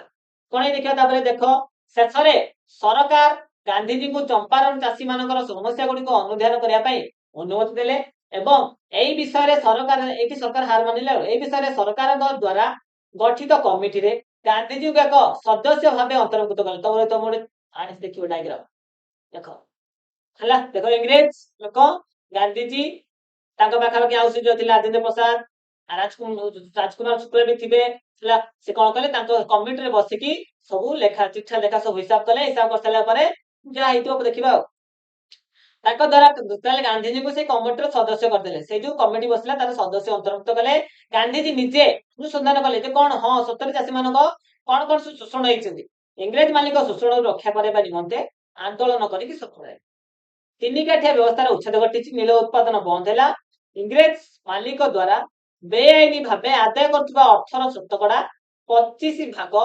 ଚାଷୀ ମାନଙ୍କୁ କଣ କରାଗଲା ଦିଆଗଲା ଏଇଠି ଲେଖା ଦେଖ 25 ଶତକଡା ମନେ ରଖିବ କେତେ ଭାଗ ନା 25 ଯୋଉ ସବୁ ବେଆଇନ ଟିକସ ଲଗେଇ ଆଦାୟ କରିଥିଲେ ତାର 25 ଶତକଡା କଣ କରିବେ ଫେରାଇ ଦିଆଗଲା ଚାଷୀ ମାନଙ୍କୁ 1 ବର୍ଷ ମଧ୍ୟରେ ଇଂରେଜ ବୃକ୍ଷରୋପଣକାରୀ ସେଇ ଅଞ୍ଚଳ ଛାଡି ଚାଲିଗଲେ ତାହେଲେ ଦେଖିଲେ ଆଉ ନୀଳ ଉତ୍ପାଦନ ଚାହିଦା ନାହିଁ ତାହେଲେ ସେ ଇଂରେଜ ବୃକ୍ଷରୋପଣକାରୀ ମଧ୍ୟ ସେ ଜାଗା ଛାଡିକି ପଳେଇଲେ ଚମ୍ପାରଣ ଆନ୍ଦୋଳନରେ ଗାନ୍ଧିଜୀଙ୍କ ନେତୃତ୍ୱ ଭାରତର ପ୍ରଥମ ସଫଳ ଅହିଂସା ଆନ୍ଦୋଳନ ଥିଲା ଅହିଂସା ଉପରେ ଗୋଟେ ଆନ୍ଦୋଳନ ଥିଲା କଣ ଚମ୍ପାରଣ ଆନ୍ଦୋଳନ ମନେ ରଖିବ ଚମ୍ପାରଣ ଆନ୍ଦୋଳନ ଗାନ୍ଧିଜୀଙ୍କ ଦ୍ଵାରା ସଂଗଠିତ ପ୍ରଥମ ଆନ୍ଦୋଳନ ଏହି ଆନ୍ଦୋଳନରେ ସେ ତାର ଅହିଂସା ଆନ୍ଦୋଳନ ଥିଲା ମଧ୍ୟ ଠିକ ଅଛି କୋଉଠି ନା ବିହାରର ଚମ୍ପାରଣ ମନେ ରଖିବ ବିହାରର ଚମ୍ପାରଣ ଜିଲ୍ଲାରେ ଏଇ ଆନ୍ଦୋଳନ ନେକ୍ସଟ ଯିବା ନେକ୍ସଟ 2 ନମ୍ବର ଆନ୍ଦୋଳନ ହେଲା ଖେଡା ଆନ୍ଦୋଳନ ଏଥିରେ ସମସ୍ୟା କଣ ନା 1918 ରେ କଣ ହେଇଛି 1918 ମସିହାରେ ଦୁର୍ଭିକ୍ଷ ପଡିଛି ଗୁଜରାଟରେ ଦୁର୍ଭିକ୍ଷ ମାନେ କଣ ନା ଭଲ ଚାଷ ଉତ୍ପାଦନ ହେଲା ନାହିଁ ଗୁଜରାଟ ସ୍ଥିତ ଖେଡା ଜିଲ୍ଲା ତାହେଲେ ସେଟା ଥିଲା ଆମର ବିହାର ଚମ୍ପାରଣ ଥିଲା ବିହାରର ଖେଡାଟା ହେଲା ଗୁଜରାଟ ମନେ ରଖିବ ଗୁଜରାଟରେ ଖେଡା ଆନ୍ଦୋଳନ ଶସ୍ୟ ଉତ୍ପାଦନ ବାଧାପ୍ରାପ୍ତ ଯେହେତୁ ପାଣିପାଗ ଯେହେତୁ ଚାଷ କଣ ସାଧାରଣତଃ ପାଣିପାଗ ଉପରେ ନିର୍ଭର ଥିଲା ତ ସେଥିପାଇଁ ଶସ୍ୟ ଉତ୍ପାଦନ ବାଧା ହେଇଛି ମାନେ କମ ଉତ୍ପାଦନ ହେଇଛି ତତ୍କାଳୀନ ରାଜସ୍ୱ ବିଭାଗର ନିୟମ ସେତ ସମୟ ଯୋଉ ରାଜସ୍ୱ ସବୁ ରାଜସ୍ୱ ହେଲେ ରାଜା ମାନଙ୍କ କଣ ତତ୍ତ୍ୱାବଧାନରେ ଚାଲୁଥିବା ଏକ ଭଣ୍ଡାର ତାଙ୍କର ସେଇ ନିୟମ ଅନୁସାରେ ଯଦି ଜମିର ସ୍ୱାଭାବିକ ଗୋଟେ ଜମିରେ ଧର ମୁଁ କହିବି କଣ ଏଇ ଜମିର ତାର କ୍ଷମତା ଥିଲା ଯେ କଣ 2 କୁଇଣ୍ଟାଲ ହେଲା 2 କୁଇଣ୍ଟାଲ କଣ କହିବ ତାର ଉତ୍ପାଦନ ପରିମାଣ ହେଲା 2 କୁଇଣ୍ଟାଲ ହେଲା 2 କୁଇଣ୍ଟାଲ ତାର ଉତ୍ପାଦନ ପରିମାଣ କିନ୍ତୁ ଯେହେତୁ ଦୁର୍ଭିକ୍ଷ ପଡିଛି ସେଠି ଆଉ 2 କୁଇଣ୍ଟାଲ ହେଇନି କେତେ ହେଇଛି ନା ମନେକର 10 କିଲୋ ହେଇଛି ବା 10 କେଜି ଉତ୍ପାଦନ ହେଇଛି ତ ସେଇ କଥା ବୋଧେ କଣ ପାଇଁ ହେଲା ତାଙ୍କର ନିୟମ ଯେ 2 କୁଇଣ୍ଟାଲ କାହିଁକି ହେଲାନି ଏଇ 10 କେଜି କାହିଁକି ହେଲା ଯଦି ହେଇଛି ତାହେଲେ ତମକୁ ଅଧିକା କର ଦେବାକୁ ପଡିବ କଣ କରାଯିବ ନା ଯଦି ଉତ୍ପାଦନ ପରିମାଣ 1/4 4 ଭାଗରୁ କମ ହେଇଛି ତାହେଲେ ତମକୁ କଣ କରାହବ ରାଜସ୍ୱ ଦେୟର ପରିମାଣ କୋହଳ କରାଯିବ ଯଦି 4 କଣ ହେଇଛି 1/4ରୁ କମ ପରିମାଣର ଶସ୍ୟ ଉତ୍ପାଦନ ହେଲେ ଚାଷୀ ମାନଙ୍କୁ ରାଜସ୍ୱ ଦେୟ ପରିମାଣ କୋହଳ କରାଯିବାର ବ୍ୟବସ୍ଥା ଥିଲା କିନ୍ତୁ ଖେଡା ଚାଷୀ ମାନଙ୍କୁ ଇଂରେଜ କର୍ମଚାରୀ ମାନଙ୍କର ସମ୍ପୂର୍ଣ୍ଣ ରାଜସ୍ୱ ଭରଣା କରିବାକୁ ବାଧ୍ୟ କରିବାରୁ ସେ କହିଲେ ନାହିଁ ସେମିତି ହେଇପାରିବ ନାହିଁ ଯେ ତମର କମ ହେଇଥାଉ ଉତ୍ପାଦନ କମ ହେଇଛି ସେ କଥା ଆମେ ବୁଝିବୁ ତମକୁ କର ଦବାକୁ ହିଁ ପଡିବ ସେଇଟା ନା ସେ କଣ ପାଇଁ କର ଦେବାକୁ ପଡିବ ସମ୍ପୂର୍ଣ୍ଣ ରାଜସ୍ୱ ଯାହା ଯାହା ଯୋଉ ଛଡା ଯାଇଥିଲା କୋହଳ କରାଯାଇଥିଲା ନା କୋହଳ କରା 1/4ରୁ କମ ହେଲେ କୋହଳ କରାଯିବା ବ୍ୟବସ୍ଥା ଥିଲା କିନ୍ତୁ ଯେହେତୁ ତମେ ସେଇ ନିୟମକୁ ସେମାନେ ମାନିଲେ ନାହିଁ ନିଜେ ବନଉଛନ୍ତି ନିଜେ ମାନୁନାହାନ୍ତି ସମ୍ପୂର୍ଣ୍ଣ ରାଜସ୍ୱ ଦେବାକୁ ପଡିବ ବୋଲି ବାଧ୍ୟ କରିବାରୁ ଗାନ୍ଧିଜୀ ଏହା ବିରୁଦ୍ଧରେ କଣ କଲେ ସତ୍ୟାଗ୍ରହ କରିବାକୁ ଲାଗିଲେ ଚାଷୀ ମାନଙ୍କୁ ସଂଗଠିତ କଲେ ହେଲା ଶେଷରେ କଣ ହେଇଛି ଖଜଣା ଦେବାକୁ ପ୍ରତ୍ୟାଖ୍ୟାନ କଲେ କିଏ ନା ଚାଷୀ ମାନେ ଏଥିପାଇଁ କୌଣସି ପରିଣାମ ଭୋଗିବାକୁ ମଧ୍ୟ ପ୍ରସ୍ତୁତ ହେଲେ ଶେଷରେ ଇଂରେଜ ସରକାର ବାଧ୍ୟତାମୂଳକ ରାଜସ୍ୱ ଆଦାୟରୁ ନିବୃତ୍ତ ହେଲେ ଠିକ ଅଛି ସେଠୁ ଇଂରେଜ ସରକାର ହାର ମାନିଛନ୍ତି କଣ ସିଏ ହଉ ଠିକ ଅଛି କହିଛନ୍ତି ହଉ ଠିକ ଅଛି କେହି ଦବା ଦରକାର ନାହିଁ କର ରାଜସ୍ୱ କର ବାଧ୍ୟତାମୂଳକ କରାଗଲା ନାହିଁ ଠିକ ଅଛି ଏକ ଗୁପ୍ତ ନିର୍ଦ୍ଦେଶନାମା ଜାରି କରି କେବଳ ସାମର୍ଥ୍ୟ ଗୁପ୍ତ ମାନେ ଭିତିରେ ଅନୁଧ୍ୟାନ କଲେ ହଁ ଯେ କାହାର ଭଲ ଚାଷ ଯିଏ ଭଲ ଉତ୍ପାଦନ ହେଇଥିବ ସେ କେବଳ ତାଙ୍କୁ ଏଇ କର ଦବାର ବା ସାମର୍ଥ୍ୟ ଥିବା ଚାଷୀ ମାନଙ୍କର ଆଦାୟ କଲେ ଏଇ ଆନ୍ଦୋଳନରେ ମନେ ରଖିବ ଏହି ଆନ୍ଦୋଳନରେ ଇନ୍ଦୁଲା ଜାଗିଂ ମେନ୍ ପଏଣ୍ଟ ଏଇଠି ଇନ୍ଦୁଲା ଜାଗିଂ ଗାନ୍ଧିଜୀଙ୍କର ଜଣେ ମୁଖ୍ୟ ସହଯୋଗୀ ଥିଲେ ମନେ ରଖିବ ଇନ୍ଦୁଲାଲ ଜାଗିର ଖେଡା ଆନ୍ଦୋଳନରେ ଗାନ୍ଧିଜୀଙ୍କର ଜଣେ ମୁଖ୍ୟ ସହଯୋଗୀ ଥିଲେ। ତାହେଲେ ସେ କାମରେ ସାହାଯ୍ୟ କରୁଥିଲେ। ଆନ୍ଦୋଳନରେ ସଫଳତା ହେଇଛି। ଖେଡା ଜିଲ୍ଲାର ଅଧିବାସୀ ତଥା ଅହମ୍ମଦାବାଦର ଆଇନଜୀବୀ, ମନେ ରଖିବ ଏ ଯୋଉ କିଏ, ସର୍ଦ୍ଦାର ବଲ୍ଲଭ ଭାଇ ପଟେଲ। ସର୍ଦ୍ଦାର ବଲ୍ଲଭ ଭାଇ ପଟେଲ ଗୁଜୁରାଟ ରାଜ୍ୟର କୋଉଠି ଖେଡା ଜିଲ୍ଲାର ଅଧିବାସୀ। ସେ ଦେଖିଲେ ଯେ କଣ ଗାନ୍ଧିଜୀ ଏଇ କଣ ଆସିକି ସଫଳତା ହେଇଗଲେଣି, ତ ସେତେବେଳେ ସେ ଅନୁଗାମୀ ହେଇଗଲେ କାହାର, ଗାନ୍ଧିଜୀକୁ ଅନୁକରଣ କରିବାକୁ ଲାଗିଲେ। କିଏ, ସର୍ଦ୍ଦାର ବଲ୍ଲଭ ଭାଇ ପଟେଲ। ଖେଡା ଆନ୍ଦୋଳନରେ ଦିଟା କଥା, 1918 ମସିହାରେ ହେଇଥିଲା ଯେ କଣ ରାଜସ୍ୱ ଦେୟ, ଯଦି 1/4 ଚାଷ ଜମିରୁ କମ ହଉଛି ତାହେଲେ ରାଜସ୍ୱ ଦେୟ ଯୋଉ କର ଦଉଥିଲେ ତାଙ୍କୁ ଛାଡ଼ କରିବାର ବ୍ୟବସ୍ଥା ଥିଲା। କିନ୍ତୁ ଇଂରେଜ ତାହା ମାନିଲେ ନାହିଁ, ନା ତମେ ସମସ୍ତେ କର ଦବ। ତ ସେଇ କଥାକୁ ପ୍ରତିରୋଧ କରି ଗାନ୍ଧିଜୀ କଣ କଲେ, ଆନ୍ଦୋଳନ କଲେ। ଏହା ଦ୍ୱାରା କଣ ହେଲା, ଶେଷରେ ଗାନ୍ଧିଜୀଙ୍କର ବିଜୟ ହେଇଛି କହିତେ ଗଲେ କଣ ଅତ୍ୟୁକ୍ତି ହେବ ନାହିଁ। ଶେଷରେ ଗାନ୍ଧିଜୀ ଜିତିଛନ୍ତି ଆଉ ରାଜସ୍ୱ ଦେୟ କମ ହେଇଛି। ଠିକ ଅଛି, କିନ୍ତୁ ଏଥିରେ କଣ ହେଇଛି ନା, ଏଥିରେ ଏଇ ଆନ୍ଦୋଳନରେ ଇନ୍ଦୁଲାଲ ଜାଗିର ଗାନ୍ଧିଜୀଙ୍କର ଜଣେ ସହଯୋଗୀ ଥିଲେ ଆଉ ସର୍ଦ୍ଦାର ବଲ୍ଲଭ ଭାଇ ପଟେଲ ମଧ୍ୟ ଗାନ୍ଧିଜୀଙ୍କର ଜଣେ ପ୍ରଧାନ ଅନୁଗାମୀ ହୋଇଗଲେ, ତାଙ୍କୁ ଫଲୋ କରିବାକୁ ଲାଗିଲେ। ଠିକ ଅଛି, ନେକ୍ସଟ ଯିବା। ଏ ଦେଖ ଖେଡା ଆନ୍ଦୋଳନ ଗୋଟେ ବଢିଆ ସୁନ୍ଦର ଚିତ୍ର ହେଲା, ଯେ ଖଜଣା ଦବୁ ନାହିଁ, ଆମେ 1/4 ଯୋଉ ଆମର କମ ଚାଷ ହେଇଛି ଆମେ ଦବୁ ନାହିଁ, ଖଜଣା ଦବୁ ନାହିଁ। ହେଲା, ଏଇଦିରା କଥା ମନେ ରଖ, ଖଜଣା। କିନ୍ତୁ ଗାନ୍ଧିଜୀଙ୍କର କିଏ କିଏ, ସର୍ଦ୍ଦାର ବଲ୍ଲଭ ଭାଇ ପଟେଲ ଆଉ ଇନ୍ଦୁଲାଲ ଜାଗିର ଖେଡା କଣ ଖେଡା ଆନ୍ଦୋଳନ ତାଙ୍କର ସହକର୍ମୀ ଥିଲେ। ହେଲା, ସର୍ଦ୍ଦାର ବଲ୍ଲଭ ଭାଇ ପଟେଲ ସେଇଦିନଠୁ ଗାନ୍ଧିଜୀକୁ ଅନୁଗ୍ରହ ବା ତାଙ୍କୁ ଫଲୋ କରିବାକୁ ଲାଗିଲେ। 3 ନମ୍ବର ଆନ୍ଦୋଳନ ହେଲା ଅହମ୍ମଦାବାଦର ଲୁଗା କଳ ଆନ୍ଦୋଳନ। ଗୋଟେ ଦେଖିବା ତାର ଛବି, ଦେଖ। ଠିକ ଅଛି, ଦେଖିଲ, ଏବେ ପଢିବା। ସେମ୍ ଗୁଜୁରାଟର ଅହମ୍ମଦାବାଦ ଠାରେ ଲୁଗା କଳ ଗୁଡିକର ମାଲିକ ମାନେ ପ୍ଲେଗ ମହାମାରୀ। ସେତେବେଳେ ସମୟରେ ମୂଷା, ପ୍ଲେଗ କାହା ଦ୍ୱାରା ହୁଏ କିରେ, ମୂଷା ମାନଙ୍କ ଦ୍ୱାରା ବ୍ୟବହୃତ ରୋଗ ହେଲା ପ୍ଲେଗ ମହାମାରୀ। ସମୟ ଯେହେତୁ ପ୍ଲେଗ ପ୍ରବଳ ବ୍ୟାପେ, ପ୍ଲେଗ ଦ୍ୱାରା କଣ ହଉଥିଲା, ଶ୍ରମିକ ମାନଙ୍କୁ ସ୍ୱତନ୍ତ୍ର ଭତ୍ତା ଦିଆଯାଉଥିଲା। ପ୍ଲେଗ ବୋନସ, ଦେଖ ଲେଖା ହେଇଛି ଏଇ ପ୍ଲେଗ ବୋନସ, ଯାହା ପ୍ଲେଗ ରୋଗ ହଉଥିଲା ଯଦି ମରିଯାଉଥିଲା ସେ ଭତ୍ତା ଦଉଥିଲେ। ସେଇ ପ୍ଲେଗ ବୋନସ ପ୍ରତ୍ୟାହାର ମାନେ କାଢି ନେବା, ଦବା ନାହିଁ କରିନେବାରୁ ଶ୍ରମିକ ମାନେ ମାଲିକ ମାନଙ୍କ ମଧ୍ୟରେ କଳ ହେଲା, ତାଙ୍କର ଯୁକ୍ତି ହେଲା, ସୂତ୍ରପାତ ହେଲା। ଜଣେ ଜିଲ୍ଲାପାଳଙ୍କ ଅନୁରୋଧ କ୍ରମେ ଗାନ୍ଧିଜୀ ଏଇ କଳରେ ହସ୍ତକ୍ଷେପ କଲେ। ଯେହେତୁ ଗାନ୍ଧୀ ସବୁ ଆମର ବିଷୟ ନା ଅଛି ଗାନ୍ଧୀ ଯୁଗ, ଗାନ୍ଧିଜୀ ସବୁ କଥାରେ ସମାଧାନ ଆଣିବେ। ତ ଏଇ ଗାନ୍ଧିଜୀ ସେଥିପାଇଁ ଦେଖିଲେ କଣ ଅସୁବିଧା ହେଇଛି, ସେଥିପାଇଁ ଏକ ଟ୍ରିବ୍ୟୁନାଲ ମାନେ ହେଲା ଗୋଟେ କମିଟି। ଠିକ ସେଇଭଳି ଗୋଟେ କମିଟି ଗଠନ କଲେ। ଏଇଭଳିଆ, ଦେଖ ଏଇଟା ହେଲା କମିଟି। ସେଇ କମିଟିରେ ବସିଲେ ଗାନ୍ଧିଜୀ ବସିଲେ, ଅନ୍ୟ ଯୋଉ ଶ୍ରମିକ ମାନେ ବସିଲେ, ତାଙ୍କ ଭିତରେ ଡିସ୍କସନ ହେଲା, କଣ ସୁବିଧା ହେଇଛି ଅସୁବିଧା ହେଇଛି ତାଙ୍କର ବୁଝାଗଲା। ଦେଖିବା କଣ ହେଇଛି।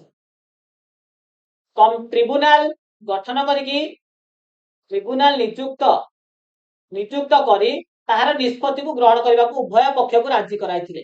କିନ୍ତୁ ମାଲିକ ମାନେ ଏଥିରୁ ଉହୁରି ଯାଇଥିଲେ, ବାହାରି ଗଲେ, ନା ଆମେ ମାନିବୁ ନାହିଁ। ଜମିରୁ 20 ଭାଗ, ମଜୁରୀର 20 ଭାଗ ବୃଦ୍ଧି ଘୋଷଣା କଲେ। ନା ଆମେ ପ୍ଲେଗ ବୋନସ ଦବୁ ନାହିଁ, କିନ୍ତୁ କଣ କରିବୁ ନା ଯୋଉ ତାଙ୍କର ଯୋଉ ଯେତିକି ରୋଜଗାର କରୁଛନ୍ତି ତାର 20 ଭାଗ ବୃଦ୍ଧି, 20% ବୃଦ୍ଧି କରିଦବୁ। ହେଲା, 20% ବୃଦ୍ଧି କରିଦବୁ, ଯେତିକି ସେ ତାଙ୍କୁ ଦିଆଯାଉଥିଲା। କଣ ନା ତାଙ୍କର ମାଲିକ ଦୈନିକ ମଜୁରୀର। ଅହମ୍ମଦାବାଦର କାରଖାନାରେ ଶ୍ରମିକ ମାନେ 35 ଭାଗ ମଜୁରୀ ବୃଦ୍ଧି ଦାବି ପ୍ରତ୍ୟାଖ୍ୟାନ କରିବାରୁ, କିନ୍ତୁ ସିଏ କହୁଛନ୍ତି, କିନ୍ତୁ ଏଇଟା ଥିଲା ଇଂରେଜ ମାନେ କହୁଛନ୍ତି ଆମେ 20% ବଢେଇବୁ, କିନ୍ତୁ ଶ୍ରମିକ କହୁଛନ୍ତି କଣ ନା ଆମର 35 ଦରକାର, 35% ଦରକାର। ତ ସେଥିପାଇଁ ତାଙ୍କ ଭିତରେ କଳହ ହେଲା। ଶେଷରେ ଗାନ୍ଧିଜୀ ଶ୍ରମିକ ମାନଙ୍କୁ ଏକ ଅହିଂସା ଆନ୍ଦୋଳନ କରିବା ପାଇଁ ପ୍ରବର୍ତ୍ତାଇଲେ ଆଉ ଏହାର ନେତୃତ୍ୱ ମଧ୍ୟ ନେଇଥିଲେ। ଦାବି ପୂରଣ ପର୍ଯ୍ୟନ୍ତ, ଯେତେ ପର୍ଯ୍ୟନ୍ତ ଆମ କଥା ନ ମାନିଛୁ ସେତେ ପର୍ଯ୍ୟନ୍ତ ଅନଶନ, ବିନା ନ ଖାଇ ନ ପିଇକି ଚାଲୁ ରଖିବେ ବୋଲି ସେଇ କଣ ଅହିଂସା ଆନ୍ଦୋଳନ ଘୋଷଣା କଲେ। ସେ ଶ୍ରମିକ ମାନଙ୍କ ସପକ୍ଷରେ ଅନଶନ ଆରମ୍ଭ କଲେ। ଏହା ଶ୍ରମିକ ମାନଙ୍କୁ ଦୃଢ ଭାବରେ ସଂଗଠିତ କରି ସମଗ୍ର ଭାରତକୁ ଦୃଷ୍ଟି ଆକର୍ଷଣ କଲା। ଏଥିରେ ଭୟଭୀତ ହୋଇ ଡରିଗଲେ କିଏ ନା ସେଇ କାରଖାନାର ମାଲିକ ମାନେ, ଯୋଉ ଡରି ଯାଇକି ତାଙ୍କ କଥା ରହିଲେ ମଜୁରୀର 35% ବୃଦ୍ଧି କରାଗଲା, ସମ୍ମତି ପ୍ରଦାନ କଲା। ଏହା ଦ୍ୱାରା ଗାନ୍ଧିଜୀ ଜନସାଧାରଣଙ୍କ ମନରେ ସତ୍ୟ ପ୍ରତି ଆଗ୍ରହ, ଶ୍ରଦ୍ଧା ଓ ସମ୍ମାନ ଆଣି ଦେଇଥିଲେ। ମନେ ହେଲା ଅହମ୍ମଦାବାଦର ଘଟଣା କଥା। 4 ନମ୍ବର ହେଲା ରାଉଲାଟ ଆଇନ ବିରୋଧ। ପ୍ରଥମ ଆନ୍ଦୋଳନ ଗାନ୍ଧିଜୀଙ୍କ ଦ୍ୱାରା ସଂଗଠିତ ଚମ୍ପାରଣ ବିହାର, ଖେଡା ଆନ୍ଦୋଳନ ଗୁଜୁରାଟର ଖେଡା, ଅହମ୍ମଦାବାଦ ବି ଗୁଜୁରାଟର ଅହମ୍ମଦାବାଦ। ସେକେଣ୍ଡ ସଂଗଠିତ ଆନ୍ଦୋଳନର ଆଞ୍ଚଳିକ ଆନ୍ଦୋଳନ ଗୁଡିକର ସଫଳତା ଗାନ୍ଧୀଜୀଙ୍କ ନେତୃତ୍ୱ ପ୍ରତି ଜନସାଧାରଣଙ୍କ ମନରେ ଆସ୍ଥା ବୃଦ୍ଧି କଲା। ଆସ୍ଥା ବୃଦ୍ଧି କଲା ମାନେ ତାହେଲେ ଗାନ୍ଧୀଜୀ ମାନେ କଣ କହିଲେ, ଗାନ୍ଧୀଜୀ ଯୋଉ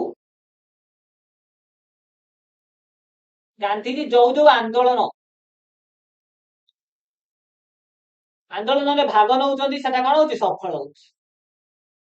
ତ ସେଇଠୁ କଣ କଲେ, ସମସ୍ତେ ଗାନ୍ଧୀଜୀକୁ ଅନୁକ୍ରମ ବା ଅନୁସରଣ କରିବାକୁ ଲାଗିଲେ। ଠିକ ଅଛି, ସେଥିପାଇଁ ଗାନ୍ଧୀଜୀଙ୍କ ମନରେ ଆସ୍ଥା, ଗୋଟେ ଭାବନା ଜାଗ୍ରତ ହେଲା, ହଁ କେହି ଜଣେ ଅଛି ଆମକୁ କଣ କରିବ, ସଫଳ କରିବା ପାଇଁ। ତାଙ୍କୁ ସମଗ୍ର ଭାରତରେ ଜନସାଧାରଣଙ୍କ ନିକଟରେ ଅଧିକ ପରିଚିତ କରାଇଲା। କୋଉଟା ନା ଏଇ ସବୁ ଆନ୍ଦୋଳନ, ଯେତେବେଳେ ଚମ୍ପାରଣ ଆନ୍ଦୋଳନ ସଫଳ ହେଲେ, ଖେଡ଼ା ଆନ୍ଦୋଳନରେ ସଫଳ ହେଲେ, ଅହମ୍ମଦାବାଦର ଯୋଉ ଲୁଗା ସେଥିରେ ମଧ୍ୟ ସଫଳ ହେଲେ। ଏହାପରେ ସେ ଜାତୀୟ ସ୍ତରରେ, ତ ଗାନ୍ଧୀଜୀ ବି କହିଲେ ହଉ ଠିକ ଅଛି, ମୋ କଥା ବି ଲୋକମାନେ ମାନୁଛନ୍ତି, ସେଥିପାଇଁ ଜାତୀୟ ସବୁ ସ୍ତରରେ ବ୍ରିଟିଶ ସରକାରଙ୍କ ବା ବ୍ରିଟିଶ ଶାସନ ବିରୋଧରେ କେତେକ ଆନ୍ଦୋଳନ ସଂଗଠିତ କରିବା ପାଇଁ ସେ ଆଗ୍ରହ ପ୍ରକାଶ କଲେ।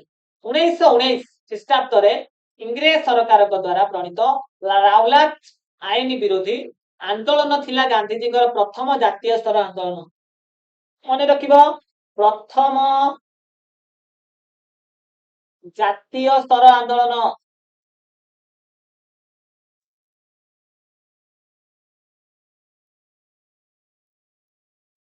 କଣ ନା ରାଉଲାତ ହେଲା।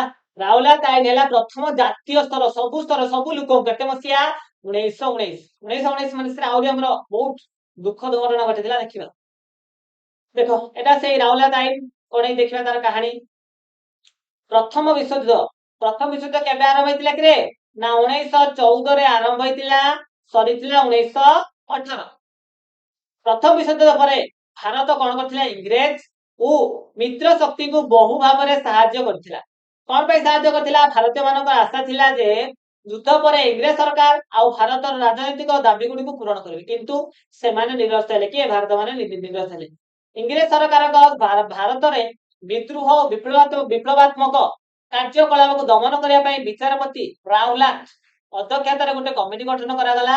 ସେଇ କମିଟିର ନାଁ ହେଲା କଣ, ରାଉଲାତ ଆଇନ। ଯେହେତୁ କମିଟିରେ ସେ ଅଧ୍ୟକ୍ଷତା କରିଥିଲେ କିଏ, ରାଉଲାତ, ବିଚାରପତି ରାଉଲାତ, ତ ତାଙ୍କ ନାଁ ଅନୁସାରେ ଅଧ୍ୟକ୍ଷ ଯେହେତୁ କଲେ, ତାଙ୍କୁ ଗୋଟେ କମିଟି ଗଠନ କରିଥିଲେ। ଏଇ କମିଟିର ସୁପାରିଶ ଅନୁସାରେ ଯେଉଁ ଆଇନ ପ୍ରଣୟନ ହେଲା ତାହା ରାଉଲାତ ଆଇନ ନାମରେ ପରିଚିତ ହେଲା। ଠିକ ଅଛି, ପ୍ରଥମେ କଣ ହେଇଥିଲା, ଚମ୍ପାରଣ ଆନ୍ଦୋଳନ, କୋଉଠି, ବିହାର। ସେକେଣ୍ଡ, ଖେଡ଼ା ଆନ୍ଦୋଳନ, ଗୁଜରାଟ। 3 ନମ୍ବରରେ କଣ, ଅହମ୍ମଦାବାଦର ଲୁଗା ସେଠି ଆନ୍ଦୋଳନ। 4 ନମ୍ବରରେ ଆସିଥିଲା କଣ, ରାଉଲାତ ଆନ୍ଦୋଳନ। ଏଇ ସମୟ ରାଉଲାତରେ କଣ ହେଇଥିଲା, ଯେତେବେଳେ ଦେଖିଲେ ଗାନ୍ଧୀଜୀ ସବୁଆଡେ ଟିକେ ନାଁ କରିସାରିଲେଣି, ତ ସେଠି ସେ କଣ କଲେ ନା ବ୍ରିଟିଶ ସରକାରଙ୍କ ଶାସନ କିଭଳି ଭାବରେ ଆମ ଦେଶରୁ ନିୟୋଗ କରିବା, ସମସ୍ତଙ୍କୁ ଅବଗତ କରିବା ପାଇଁ କି ସେ ଚଲେଇଛନ୍ତି କଣ, ତାଙ୍କର ଆନ୍ଦୋଳନ। ଠିକ ଏଇ ସମୟରେ କଣ ହେଇଥିଲା, ବିଶ୍ୱଯୁଦ୍ଧର କେତେ ନା ଇଂରେଜ କଣ କରିଥିଲା, ଭାରତ ଇଂରେଜକୁ ଆଉ ମିତ୍ର ଶକ୍ତିକୁ ସାହାଯ୍ୟ କରିଥିଲା। ଆଶା ଥିଲା କଣ ନା ଯୁଦ୍ଧ ସରିଲା ପରେ ଇଂରେଜ ସରକାର ସେମାନଙ୍କୁ ରାଜନୈତିକ ଦାବି ଗୁଡିକୁ ପୂରଣ କରିଥିଲେ, କିନ୍ତୁ ଭାରତୀୟ ମାନେ ନିରାଶ ହେଲେ। ଏଇ ସମୟରେ ବିଚାରପତି ରାଉଲାତଙ୍କ ଅନୁସାରେ ଗୋଟେ ଅଧ୍ୟକ୍ଷତାରେ ଗୋଟେ କମିଟି ଗଠନ ହେଲା। ଏଇ କମିଟିର ସୁପାରିଶର ଅନୁକ୍ରମ କ୍ରମେ ଆଇନ ପ୍ରଣୟନ ହେଲା, ତାହା ରାଉଲାତ ଆଇନ ନାମରେ ପରିଚିତ। ଠିକ ଅଛି, ମନେ ରହିଲା। ଏହି ଆଇନ ବଳରେ ଇଂରେଜ ସରକାର ଯେକୌଣସି ଭାରତୀୟକୁ ଗିରଫ କରି ବିନା ବିଚାରରେ କାରାଦଣ୍ଡରେ ଦଣ୍ଡିତ କରିବାର ବ୍ୟବସ୍ଥା କରାଗଲା। ତାମାନେ ଦେଖ, ମାନେ କେତେ କଣ ଅମାନବିକତା। ଏଇ ଯୋଉ ରାଉଲାତ ଆଇନ ହେଲା, ସେ ରାଉଲାତ ଆଇନର ନିୟମ କଣ ଥିଲା, ଇଂରେଜ ସରକାର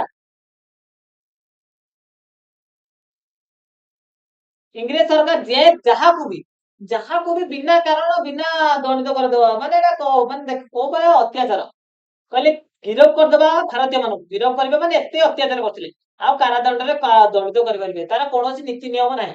କିଛି ଭୁଲ କରିଥାଉ ଠିକ କରିଥାଉ କିଛି ଦେଖାଯିବ ନାହିଁ ହେଲା। ଏହା ଦ୍ୱାରା ଜନସାଧାରଣ କଣ ହେଲେ, ଅକ୍ଷୁଣ୍ଣ ଅଧିକାର କ୍ଷୁଣ୍ଣ ହେଲା, ସମସ୍ତେ ଅସନ୍ତୁଷ୍ଟ ହେବେ। ଶେଷରେ ଗାନ୍ଧୀଜୀ 1919 ଫେବୃଆରୀରେ ଏକ ସତ୍ୟାଗ୍ରହ କମିଟି ଗଠନ କରି ଏହାର ସଭ୍ୟମାନଙ୍କୁ ଏହି ଆଇନକୁ ଅମାନ୍ୟ କରିବା ପାଇଁ ତଥା ଏହା ବିରୁଦ୍ଧରେ, ଯେହେତୁ ସିଏ ଏଇ ଆଇନ ପ୍ରଣୟନ କରିଦେଲେଣି, ତ ତା ବିରୁଦ୍ଧରେ ଆମେ କିଛି କହିବା, ତ ଗାନ୍ଧୀଜୀ ଗୋଟେ କମିଟି ଗଠନ କଲେ। କମିଟି ଗଠନ କରି ସମସ୍ତଙ୍କୁ ଜାଗ୍ରତ କଲେ ବା ଜଣାଇଲେ, ଅହିଂସା ଭିତ୍ତିକ ଆନ୍ଦୋଳନ କରିବା ପାଇଁ ପ୍ରବର୍ତ୍ତାଇଲେ। କେନ୍ଦ୍ରୀୟ ବ୍ୟବସ୍ଥାପକ ସଭାରେ ସଭ୍ୟମାନଙ୍କ ବିରୋଧ ସତ୍ତ୍ୱେ ସଂଖ୍ୟା ଗରିଷ୍ଠ ସରକାରୀ ସଭ୍ୟଙ୍କ ସମର୍ଥନ ବଳରେ 1919 ମାର୍ଚ୍ଚ 18 ରାଉରକେଲା ଆଇନ ଗୃହୀତ ହେଲା। ଗାନ୍ଧୀଜୀ ଏହି ଆଇନ ରାଉରକେଲା ଆଇନ କେବେ ଗୃହୀତ ହୋଇଥିଲା? 1919 ମାର୍ଚ୍ଚ 18 ଗାନ୍ଧୀଜୀ ଏହି ଆଇନର ବିରୋଧ କଲେ। ଗଣ ସତ୍ୟାଗ୍ରହ ଆରମ୍ଭ କରିବା ନିମନ୍ତେ ଦେଶବାସୀଙ୍କୁ ଆହ୍ୱାନ କଲେ। ଗଣ ସତ୍ୟାଗ୍ରହ ମାନେ ସମସ୍ତେ ମିଶିଯାଅ। ଗାନ୍ଧୀଜୀଙ୍କୁ ଏହି ଆଇନ ଆନ୍ଦୋଳନରେ ହିଂସାତ୍ମକ ଦିଗରେ ଗତି କରିବାର ଆଶଙ୍କା କରି ଶ୍ରୀମତୀ ଏନି ବେସାନ୍ତ ଗାନ୍ଧୀଜୀଙ୍କୁ ବିରୋଧ କରିଥିଲେ। କହିଲେ ନାଇଁ କାଳେ ଏଟା ହିଂସାତ୍ମକ ହେଇଯିବ ତ ସେଠି କଣ କଲେ? ଗାନ୍ଧୀଜୀଙ୍କୁ କଣ କଲେ? ବିରୋଧୀ ବା ତାଙ୍କୁ ଅଟକାଇଲେ, ବିରୋଧ କଲେ। ତାଙ୍କ ବ୍ୟତୀତ ସୁରେନ୍ଦ୍ରନାଥ ବାନାର୍ଜୀ, ତେଜ ବାହାଦୁର ସାପରୁ, ଶ୍ରୀନିବାସଙ୍କ ଶାସ୍ତ୍ରୀଙ୍କ ପରି ନେତାମାନେ ମଧ୍ୟ ଗାନ୍ଧୀଜୀଙ୍କ ସତ୍ୟାଗ୍ରହକୁ ବିରୋଧ କରିଥିଲେ। ନାଇଁ ତମେ ଟିକେ ପଛେଇ ଯାଇ କଥା କହିଥିଲେ, କିନ୍ତୁ ଶେଷରେ କଣ ହେଇ ଦେଖିବା ସମଗ୍ର ଭାରତରେ ଗୋଟିଏ ଦିନ ହରତାଳ ପାଳନ କରାଗଲା। ହରତାଳ ମାନେ ସମସ୍ତେ କଣ କଣ ସୁଖ ଭଳିଆ ହରତାଳ ସବୁଆଡେ କଥା ପ୍ରଚାର ହେଲା। ଶେଷରେ ହରତାଳ ପାଳନ ହେଲା। ଫଳରେ ଗାନ୍ଧୀଜୀ ଦେଶବାସୀଙ୍କୁ ପରାମର୍ଶ ଦେଲେ ଯେ ସରକାରଙ୍କ ନୀତିରେ ପ୍ରତିବାଦ ସ୍ୱରୂପ ସବୁ କାର୍ଯ୍ୟ ବନ୍ଦ କରି ଉପବାସ ଓ ପ୍ରାର୍ଥନା ଦ୍ୱାରା ସେଟା ଶୋକସଭା କଣ କହିଲେ? ଶୋକସଭା ଭଳିଆ ଦ୍ୱାରା 1919 ଏପ୍ରିଲ 6 ତାରିଖ ଦିନ ଦେଶବ୍ୟାପୀ ହରତାଳ ପାଳନ କରାଗଲା। ମନେ ରଖିବ, ଦେଶବ୍ୟାପୀ ହରତାଳ ପାଳନ କେବେ କରାଗଲା? 1919 ଏପ୍ରିଲ 6। ତାପରେ 1919 ଏପ୍ରିଲ 9 ତାରିଖରେ ଗାନ୍ଧୀଜୀଙ୍କୁ ଗିରଫ କରି ଛାଡି ଦିଆଗଲା। ତାହେଲେ 1919 ଗାନ୍ଧୀଜୀଙ୍କୁ ବନ୍ଦୀ କଲେ, ତାପରେ ଛାଡିଦେଲେ।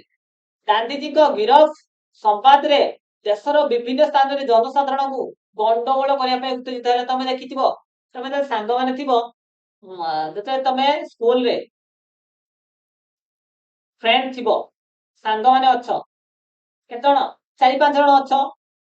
4-5 ଜଣ ସାଙ୍ଗ ଅଛ। ତାଙ୍କ ଭିତରୁ କିଏ ଜଣେ ହେଡ ଥିବ ତମମାନଙ୍କର। ତମମାନେ ଭାବୁଥିବ ନାଇଁ ସିଏ ଆମର ହେଡ, ତା କଥାକୁ ଆମେ ସେ ଯାହା କରିବ ଆମେ ସେଇ କଥା ମାନିବୁ। ଯଦି ତମ ହେଡକୁ ଯଦି କିଏ ଜଣେ ଚାପୁଡେ ବଜେଇଥିବ, ତମେ ଆଉ ଛାଡିବ? ସମସ୍ତେ ମିଶିକି ମାରିବ। ଠିକ ସେଇଭଳି ଗାନ୍ଧୀଜୀଙ୍କୁ ଗିରଫ କରିଦଉଛନ୍ତି, ଗାନ୍ଧୀଜୀଙ୍କୁ ବନ୍ଦୀ କରିଦେଲେ ତ ଇଏ ଆହୁରି ଜନସାଧାରଣ ଗଣ୍ଡଗୋଳ ଆହୁରି ଅଧିକ ଉତ୍ତେଜିତ ହେଲା। ସମସ୍ତେ ଆହୁରି ରାଗିଗଲେ, ଉତ୍କ୍ଷିପ୍ତ ହେଲେ। ଏହି ଆନ୍ଦୋଳନରେ ଦିଲ୍ଲୀ, କୋଲକାତା, ମୁମ୍ବାଇ, ଅହମ୍ମଦାବାଦ, ଲାହୋର, ଅମୃତସରରେ ପ୍ରଚଣ୍ଡ ରୂପ ଧାରଣ କରିଥିଲେ। ଠିକ ଅଛି। ଶେଷ ଆନ୍ଦୋଳନ କଣ? ଜାଲିଆନାୱାଲାବାଗ ହତ୍ୟାକାଣ୍ଡ। ସମସ୍ତେ ଜାଣିଥିବ 1919 ଏପ୍ରିଲ 10 ତାରିଖରେ କଣ ହେଇଥିଲା? ନା ଅମୃତସରରେ 2 ସ୍ଥାନୀୟ ନେତା ସେତେ ସମୟରେ ଯେ କିଏ? ଡକ୍ଟର ପଞ୍ଜାବର ଅମୃତସର, ମନେ ରଖିବ, ଡକ୍ଟର ସତ୍ୟପାଳ, ଡକ୍ଟର ସୈଫୁଦ୍ଦିନ କିଚଲୁଙ୍କ ଗିରଫ ଫଳରେ ଆନ୍ଦୋଳନର ଏକ ହିଂସାତ୍ମକ ରୂପ ଧାରଣ କଲା। ଯେତେବେଳେ ସମଗ୍ର ଦେଶରେ ରାଉରକେଲା ଆଇନ ସରିଛି, ବିରୋଧୀ ଆନ୍ଦୋଳନ ଚାଲିଥିବା ବେଳେ ସେଇ ସମୟରେ ଆଉ ଗୋଟେ ଘଟଣା ହେଇଛି। ସେଟା ଥିଲା ରାଉରକେଲା ଥିଲା କୋଉଠି? ନା ଦେଖ, ସେଟା ଗୁଜୁରାଟ ହେଲା। ସେଟା ସବୁ କ୍ଷେତ୍ରରେ, କିନ୍ତୁ ଏଠି କଣ ହେଇ ଦେଖ, ଜାଲିଆନାୱାଲାବାଗ ହତ୍ୟାକାଣ୍ଡ କୋଉଠି? ନା ପଞ୍ଜାବ ହେଲା। ପଞ୍ଜାବର ଅମୃତସରରେ 2 ସ୍ଥାନୀୟ ନେତା ଇଂରେଜ କଣ ଗିରଫ କରିଦେଇଛନ୍ତି? ଡକ୍ଟର ସତ୍ୟପାଳ ଓ ଡକ୍ଟର ସୈଫୁଦ୍ଦିନ କିଚଲୁଙ୍କ ଗିରଫ ଫଳରେ ଆନ୍ଦୋଳନ ଏକ ହିଂସା ରୂପ ଧାରଣ କଲା। ଜନପ୍ରିୟ ନେତାଙ୍କ ଦ୍ୱାରା ଗିରଫର ପ୍ରତିବାଦ କରିବା ପାଇଁ ତଥା ବୈଶାଖୀ ଉତ୍ସବ, ମନେ ରଖିବ, ବୈଶାଖୀ ଉତ୍ସବ ପାଳନ କରିବା ପାଇଁ, ଦିଟା କାମ ଏକା ସାଙ୍ଗରେ କରିବା ପାଇଁ ଅମୃତସରର ଜାଲିଆନାୱାଲାବାଗ ଠାରେ 1919 ଏପ୍ରିଲ 13ରେ ବହୁ ସଂଖ୍ୟକ ଲୋକ ଏକ ସାଧାରଣ ସଭାରେ ଏକତ୍ର କରିଥିଲେ। କହିଲେ ତାଙ୍କର ଦିଟା କାମ ହେଇଯିବ, ତାଙ୍କର ବୈଶାଖୀ ପର୍ବ ପାଳନ ହେଇଯିବ, ଆଉ ତାଙ୍କର ଯୋଉ ନେତା 2 ଜଣ ଗିରଫ ହୋଇଛନ୍ତି ତାଙ୍କୁ କେମିତି ବନ୍ଦୀରୁ ମୁକ୍ତ କରିବେ ସେ କଥା ମଧ୍ୟ କଥା ହେବେ। ଗୋଟେ ସଭା ଅନୁଷ୍ଠିତ ଥିଲା। ସହରରେ ସଭା ସମିତି କରାଯିବା ଉପରେ ସରକାରଙ୍କ ଦ୍ୱାରା ପୂର୍ବ ଦିନ ଘୋଷିତ ନିଷେଧାଜ୍ଞା, ତା ପୂର୍ବରୁ ସରକାର ବହୁତ ଚାଲାକ, ଇଂରେଜ ସରକାର ତା ପୂର୍ବରୁ ଘୋଷଣା କରିଦେଇଛନ୍ତି କଣ? ନା କେହି ସଭା ସମିତି କରିପାରିବ ନାହିଁ। ସଭା ସମିତି ହେଲେ ତାଙ୍କ ବିଷୟରେ ବେଶୀ କଥା ହେବେ, ଆଉ କେମିତି ପ୍ରତିରୋଧ କରିବେ ସେଇ କଥା ବିଷୟରେ କଥା ହେବେ। ତ ସରକାର କହିଛନ୍ତି କେହି ସଭା ସମିତି କରିବନି, ନ କଲେ ଆମେ ତମକୁ ଗୋଳି ଫଟେଇ ମାରିଦବୁ। ଠିକ ସେଇଭଳି ସଭାରେ ଜନସାଧାରଣ ଅବଗତ ନଥିଲେ, କିନ୍ତୁ ଇଏ କେହି ଜାଣି ନାହାନ୍ତି। ଠିକ ଅଛି। ଅମୃତସରରେ ସାମରିକ ମୁଖ୍ୟ ଜେନେରାଲ, ଅମୃତସରର ସାମରିକ ମୁଖ୍ୟ ଜେନେରାଲ, ସାମରିକ ମାନେ ସୈନ୍ୟବାହିନୀର ମୁଖ୍ୟ କିଏ? General Dyer. ତମାନେ ଶୁଣିଥିବ ଜେନେରାଲ ଡାୟାରଙ୍କ ହଠାତ୍ ସେଠାରେ ସୈନିକ ସହ ପହଞ୍ଚିଲେ।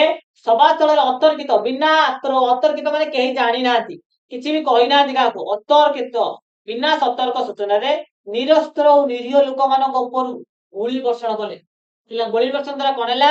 ଜାଲିଆନାବାଲା ବାଗ, ମନେ ରଖ ତାର ଗୋଟେ ଜାଲିଆନାବାଲା ବାଗରେ ଗୋଟେ ଏଇଭଳିଆ ତାର ପ୍ରବେଶ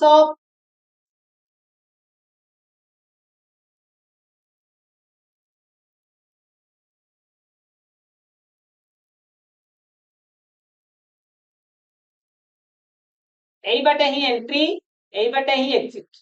ତାମାନେ ପ୍ରବେଶ ପଥ ଆଉ ବାହାରିବା ପଥ ବା ପ୍ରସ୍ଥାନ ପଥ ଦିଟା ଯାକ ଏକ ବା ଗୋଟିଏ ଥିଲା। ସେଟା ସୈନ୍ୟମାନଙ୍କ ଦ୍ୱାରା ଏଠି ଇଂରେଜ ସୈନିକ ଘେରିଗଲେ।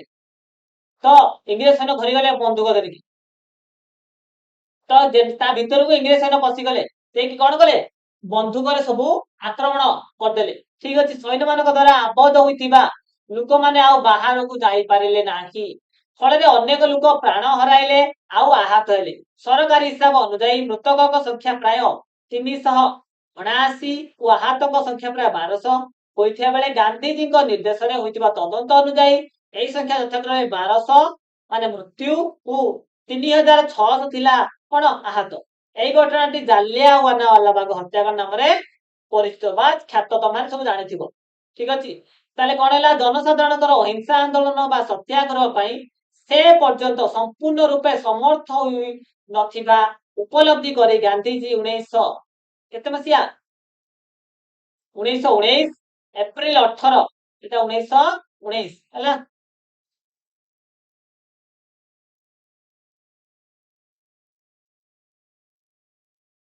ହେଲା, এটা 1919 ମନେ ରଖିବ। 1919 ଏପ୍ରିଲ 18 ରେ ରାଉଲାତ ଆଇନ ବିରୋଧୀ ଆନ୍ଦୋଳନ ପ୍ରତ୍ୟାହାର କଲେ, କିନ୍ତୁ ସରକାରଙ୍କ ଦ୍ୱାରା ରାଉଲାତ ଆଇନ ପ୍ରତ୍ୟାହାର ହୋଇ ନଥିଲା। ଠିକ ଅଛି, ନେକ୍ସଟ ଯିବା। ଗାନ୍ଧୀଜୀ ଏହି ଆନ୍ଦୋଳନର ଲକ୍ଷ୍ୟ ପୂରଣ ଦିଗରୁ ବିଫଳ ହୋଇଥିଲେ ଜାଣି ସୁଦ୍ଧା ଗାନ୍ଧୀଜୀଙ୍କୁ ଜଣେ ବହୁ ପ୍ରତିଭା ସମ୍ପନ୍ନ ସର୍ବଭାରତୀୟ ନେତା ଭାବରେ ପ୍ରତିଷ୍ଠିତ କରିପାରିଥିଲା। ଜାଲିଆନାବାଗ ହତ୍ୟାକାଣ୍ଡର ବର୍ବୋଚିତ କାର୍ଯ୍ୟ ସାରା ବିଶ୍ୱକୁ ଚକିତ କରିଦେଲା। ଏତେ ଅତ୍ୟାଚାର, ଏତେ ମାନେ ଗଭୀର, କେହି ଜାଣିନାହାନ୍ତି ଏଭଳି ହବ, ତ ସବୁ ବିଶ୍ୱକୁ ଚକିତ କରିଦେଲା। ସବୁ ଜାଣିକି ଆଶ୍ଚର୍ଯ୍ୟ। ଅମୃତସରର ଘଟଣା ପରେ ପଞ୍ଜାବର ସାମରିକ ଆଇନ ଘୋଷିତ ହେଲା ଆଉ ଏବଂ ସେଠାରେ ଏକାକାର ଜନତା ଅକଥନୀୟ ଅତ୍ୟାଚାରର ସମ୍ମୁଖୀନ ହେଲେ। ଏମିତି କହିହବନି, ଏତେ ଅତ୍ୟାଚାର ସମ୍ମୁଖୀନ ହେଲେ। ଏଇ ଘଟଣା ପ୍ରଚାରିତ ହେବା ଫଳରେ ସମଗ୍ର ଦେଶର ଆତଙ୍କର ବାତାବରଣ ଖେଳିଗଲା। ଦେଖିଲେ ନିରୀହ ଲୋକମାନେ ବିନା ଦୋଷରେ ମୃତ୍ୟୁବରଣ କରାଗଲା ବା ତାକୁ ମୃତ୍ୟୁ ଦଣ୍ଡରେ ବିନା ଯୁଦ୍ଧରେ ତାକୁ କଣ କରାଗଲା? ଏନକାଉଣ୍ଟର କରାଗଲା ଯୋଉଟା କହିବା। ତ ସମସ୍ତେ ତାଙ୍କ ଭାରତୀୟ ମାନଙ୍କ ମନରେ ଜାଗ୍ରତ ହେଲା କଣ? ଆତଙ୍କ ବାତାବରଣ ଖେଳିଗଲା। ଅତ୍ୟନ୍ତ ଘୃଣାର ସହିତ ଗାନ୍ଧୀଜୀ ବ୍ୟକ୍ତ କଲେ ଯେ କୌଣସି ପ୍ରକାରରେ ଭାରତୀୟ ମାନେ ସରକାରଙ୍କର ପୌଶାଚିକ ବୃତ୍ତିକୁ ଗ୍ରହଣ କରିବା ପାପ। ତାହେଲେ ଯୋଉଟା ପୌଶାଚିକ ବୃତ୍ତି ମାନେ କଣ? ରାକ୍ଷସ ପ୍ରବୃତ୍ତି ହେଲା। ରାକ୍ଷସ ପ୍ରବୃତ୍ତି ତା ଯୋଉ ତାଙ୍କର କି ଇଂରେଜ ମାନଙ୍କର ତାଙ୍କର କୌଣସି ବୃତ୍ତିକୁ ଯଦି ଆମେ ଗ୍ରହଣ କରିବା, ତାଙ୍କର ବୃତ୍ତିରେ ଆମେ ନିଯୁକ୍ତି କରିବା, ଆମେ ଯଦି ଜଏନ ହବା, ସେଇଟା ପାପ। ଏକ ନୂତନ ରାଜନୈତିକ ଆନ୍ଦୋଳନରେ ଝାସ ଦେବା ଲାଗି ମହାତ୍ମା ଗାନ୍ଧୀ ଦେଶବାସୀଙ୍କୁ ଡାକରା କଲେ। କହିଲେ ନାଇଁ, ସମସ୍ତେ ଜାଗ ହେବେ, ଆମେ ନୂଆ ଆନ୍ଦୋଳନ ଏବେ ସଂଗଠନ କରିବା। ଯାକେ ଗାନ୍ଧୀଜୀ ଦେଶବାସୀଙ୍କୁ ଡାକରା କଲେ। ଇଂରେଜ ସରକାରଙ୍କ ବର୍ବରୋଚିତ କାର୍ଯ୍ୟର ପ୍ରତିବାଦ ସ୍ୱରୂପ ବିଶ୍ୱକବି ରବୀନ୍ଦ୍ରନାଥ ଠାକୁର ନାଇଟ ପଦ ଓ ଗାନ୍ଧୀଜୀ କାଇଜର ଇ ହିନ୍ଦ ଉପାଧି ତ୍ୟାଗ କଲେ। ତାପରେ ଏଇ ଯୋଉ ଇଂରେଜ ସରକାର ଯୋଉ ଜାଲିଆନାୱାଲା ବାଗ ହତ୍ୟାକାଣ୍ଡରେ ଏତେ ନୃଶଂସ କାମ କରିଥିଲେ, ଶେଷରେ ରବୀନ୍ଦ୍ରନାଥ ଠାକୁର ନାଇଟ ପଦବୀ ଦେଇଥିଲେ କି ଇଂରେଜ ସରକାର ତାକୁ ତ୍ୟାଗ କଲେ। ଗାନ୍ଧୀଜୀ କାଇଜର ଇ ହିନ୍ଦ ମଧ୍ୟ ତ୍ୟାଗ କରିଥିଲେ। ଠିକ ଅଛି, ଏତିକି ଥିଲା ଆମର କଣ ଇତିହାସର ପ୍ରଥମ ପାଠ, ପ୍ରଥମ ଅଧ୍ୟାୟର ପ୍ରଥମ ପାଠ। ଏଇଟା ତମର ମେମୋରି ରିକେପ ହେଲା। ଯେତିକି ପଢିଲେ ତାକୁ ସର୍ଟ ରେ ଲେଖା ହେଇଛି ଏଠି ହେଲା। ସର୍ଟ ରେ କେତେ ସର୍ଟ ରେ ହବ ତାକୁ ଲେଖା ହେଇଛି, ତ ତମେ ଟିକେ ଭଲସେ ପଢିବ। ମୁଁ ଏଇଟା କହିଦଉଛି। ଦେଖ, 1869 ରେ କଣ ହେଇଥିଲା? ଗାନ୍ଧୀଜୀଙ୍କର ଜନ୍ମ। 1882 ରେ ସେ କସ୍ତୁରବାଙ୍କୁ ବିବାହ କଲେ। ତାପରେ 1891 ରେ ଜୁନ ମାସରେ ସେ ବାଲେଶ୍ୱରୀ ପଢିବା ପାଇଁ କୋଉଠି ରାଜକୋଟରେ ଆଉ ବ୍ୟବସାୟ କଲେ। ଏଠି ଛାଡି ଦିଆଯାଇଛି ଗୋଟେ ମସିହା 1888। 1888 ରେ ସେ ଇଂଲଣ୍ଡ ବା ଲଣ୍ଡନ ଯାତ୍ରା କଲେ ହେଲା। ତାପରେ 1894 ଖ୍ରୀଷ୍ଟାବ୍ଦରେ ଗାନ୍ଧୀଜୀଙ୍କ ଦ୍ୱାରା ଦକ୍ଷିଣ ଆଫ୍ରିକାରେ ନାଟାଲ ଭାରତୀୟ କଂଗ୍ରେସ ନାମକ ଏକ ରାଜନୈତିକ ଅନୁଷ୍ଠାନ ଗଠନ କଲେ। ସେ କାହା ଯାଇଥିଲେ ନା ଦାଦା ଅବଦୁଲ୍ଲା ନାମକ ଜଣେ ଭାରତୀୟ ମୁସଲମାନଙ୍କ କଣ ଅନୁଗ୍ରହ କ୍ରମେ ଆମନ୍ତ୍ରଣ କ୍ରମେ 1908 ରେ କଣ ହେଇଥିଲା ନାଟାଲ ସୀମା ପାର ହୋଇ ଗାନ୍ଧୀ ଯେତେବେଳେ ଟ୍ରାନ୍ସବାଲ ଗଲେ ତାଙ୍କୁ ଗିରଫ କରାଗଲା 1915 ରେ ଗାନ୍ଧୀଜୀ ଫେରିଲେ ଭାରତକୁ ପ୍ରତ୍ୟାବର୍ତ୍ତନ 1916 ରେ କଣ ହେଇଛି ନା ଅହମ୍ମଦାବାଦର ସାବରମତୀ ନଦୀ କୂଳରେ ଏକ ଆଶ୍ରମ ପ୍ରତିଷ୍ଠା କଲେ 1917 ରେ ଚମ୍ପାରନ ଜିଲ୍ଲା ଯୋଉ ତମେ ପଢିଥିବ କୋଉଠି ବିହାର ଚମ୍ପାରନ ଜିଲ୍ଲାରେ ଏକ ସଦର ମହକୁମା ମୋତିହାରୀକୁ ଗାନ୍ଧୀଜୀ ଗଲେ କଣ ପାଇଁ ଯାଇଥିଲେ ନା ସେଠାରେ ଥିବା ଚାଷୀ ମାନଙ୍କର କଣ ଅସୁବିଧା ସମାଧାନ କରିବା ପାଇଁ 1918 ରେ ଗୁଜରାଟରେ ଖେଳ ଆନ୍ଦୋଳନ ସଂଗଠିତ ହେଇଥିଲା 1919 ରେ ମନେ ରଖିଥିବ ଗୋପବନ୍ଧୁଙ୍କ ଦ୍ୱାରା ସାକ୍ଷୀ ଗୋପାଳରେ ସତ୍ୟବାଦୀ ବନ ବିଦ୍ୟାଳୟ ପ୍ରତିଷ୍ଠା ଆଉ 1919 ରେ କଣ ହେଇଥିଲା ରାଉଲାତ ଆଇନ ମଧ୍ୟ ହେଇଥିଲା 1919 ଆଉ କଣ ହେଇଥିଲା ଜାଲିୱାନା ଏପ୍ରିଲ 13 ରେ ଜାଲିୱାନାୱାଲାବାଗ ହତ୍ୟାକାଣ୍ଡ ସଂଗଠିତ ହେଇଥିଲା 1919 ଏପ୍ରିଲ 18 ରେ ଗାନ୍ଧୀଜୀଙ୍କ ଦ୍ୱାରା ରାଉଲାତ ଆଇନ ବିରୋଧୀ ଆନ୍ଦୋଳନ ପ୍ରତ୍ୟାହୃତ ହେଲା ଠିକ ଅଛି ଏତିକି ଥିଲା ତମର ମେମୋରି ରିକ୍ୟାପ ତ ତାକୁ ଟିକେ ଭଲ ଭାବରେ ପଢିବ ହେଲା ଯଦି ତମେ କଣ ଇତିହାସକୁ ତମ କଣ କରିବ ଇତିହାସକୁ ମନେ ରଖିବା ପାଇଁ ପ୍ରତ୍ୟେକ ଦିନ ଡେଲି ପ୍ରତ୍ୟେକ ଦିନ ଇତିହାସକୁ ପଢିବ ହେଲା ଆଉ ତମେ ତାର ନୋଟ୍ସ ବନେଇବ ହେଲା ଇତିହାସ ଖାତା କରିବ ନୋଟ୍ସ ବନେଇବ ଆଉ ଗୋଟେ ଡାଏରୀ ଆଉ ଗୋଟେ ସର୍ଟ ନୋଟ୍ସ ଦୁଇଟା ଖାତା ଗୋଟେ ନୋଟ୍ସ ବନେଇବ ନୋଟ୍ସ ରେ ସବୁ ରହିବ ସର୍ଟ ନୋଟ ଲେଖିବ ଯୋଉଟା କଣ ତମର ଛୋଟ ଛୋଟ ମସିଆକୁ ସର୍ଟ ରେ ଅତି ସର୍ଟ ରେ କଣ କଣ କରିବ ତାକୁ ଲେଖିବ ଆଉ ଗୋଟେ କଥା ମନେ ରଖିବା ପାଇଁ ତମେ କଣ କରିବ ତମର ଯୋଉ ସାଙ୍ଗ ବା ଅନ୍ୟମାନଙ୍କୁ ଟିକେ ଥରେ ବୁଝେଇ ଦବ ହେଲା ତମର ମେମୋରିରେ ସେଟା କଣ ହେଇଯିବ ରହିଯିବ କଣ ଷ୍ଟକ୍ ହେଇକି ରହିଯିବ ଆଉ ଭୁଲିବ ନାହିଁ ଆଉ ଗୋଟେ ରୁଲ ତମକୁ କାଲି ଆସିଲେ କହିବି ଗୋଟେ ରୁଲ ଫଲୋ କରିବ ସେଇ ରୁଲ ଫଲୋରେ ତମେ ନେକ୍ସଟ କ୍ଲାସରେ କହିବି କଣ ତମେ କୋଉ ରୁଲ ଦ୍ୱାରା ତମେ ଇତିହାସକୁ ଇଜିରେ ମନେ ରଖିପାରିବ ଡେଲି ପଢିବ ନୋଟ୍ସ ନିଜେ ବନେଇବ ସର୍ଟ ନୋଟ ବି ବନେଇବ ଆଉ ଯଦି ହଉଛି ତମ ସାଙ୍ଗମାନ ବା ନିକଟ ଯିଏ ଥିବେ ତାଙ୍କୁ ଟିକେ ବୁଝେଇବ ହେଲା ଯାହା ଦ୍ୱାରା ତମର ମେମୋରିରେ ସେଟା କଣ ହେଇଯିବ ଷ୍ଟୋର ହେଇଯିବ ଠିକ ଅଛି ଆଜି ପାଇଁ ଏତିକି ଗଲା ପୂର୍ବରୁ ତମମାନେ କଣ କରିବ ନା ତମମାନେ ଲାଇକ ଦ୍ୱାରା ହିଁ ଆମେ କଣ କରିବୁ ନା ଇଚ୍ଛା ହବ ଯେ ହଁ ପିଲାମାନଙ୍କର ଆଗ୍ରହ ଅଛି ଆମକୁ ପଢେଇତେ ମଧ୍ୟ ଇଚ୍ଛା ହବ ଲାଇକ କମେଣ୍ଟ କରିବ ସେୟାର କରିବ ଆଉ ସବସ୍କ୍ରାଇବ କରିବ ଠିକ ଅଛି ଥ୍ୟାଙ୍କ ୟୁ ଆଜି ପାଇଁ ରହିଲି ଜୟ ଜଗନ୍ନାଥ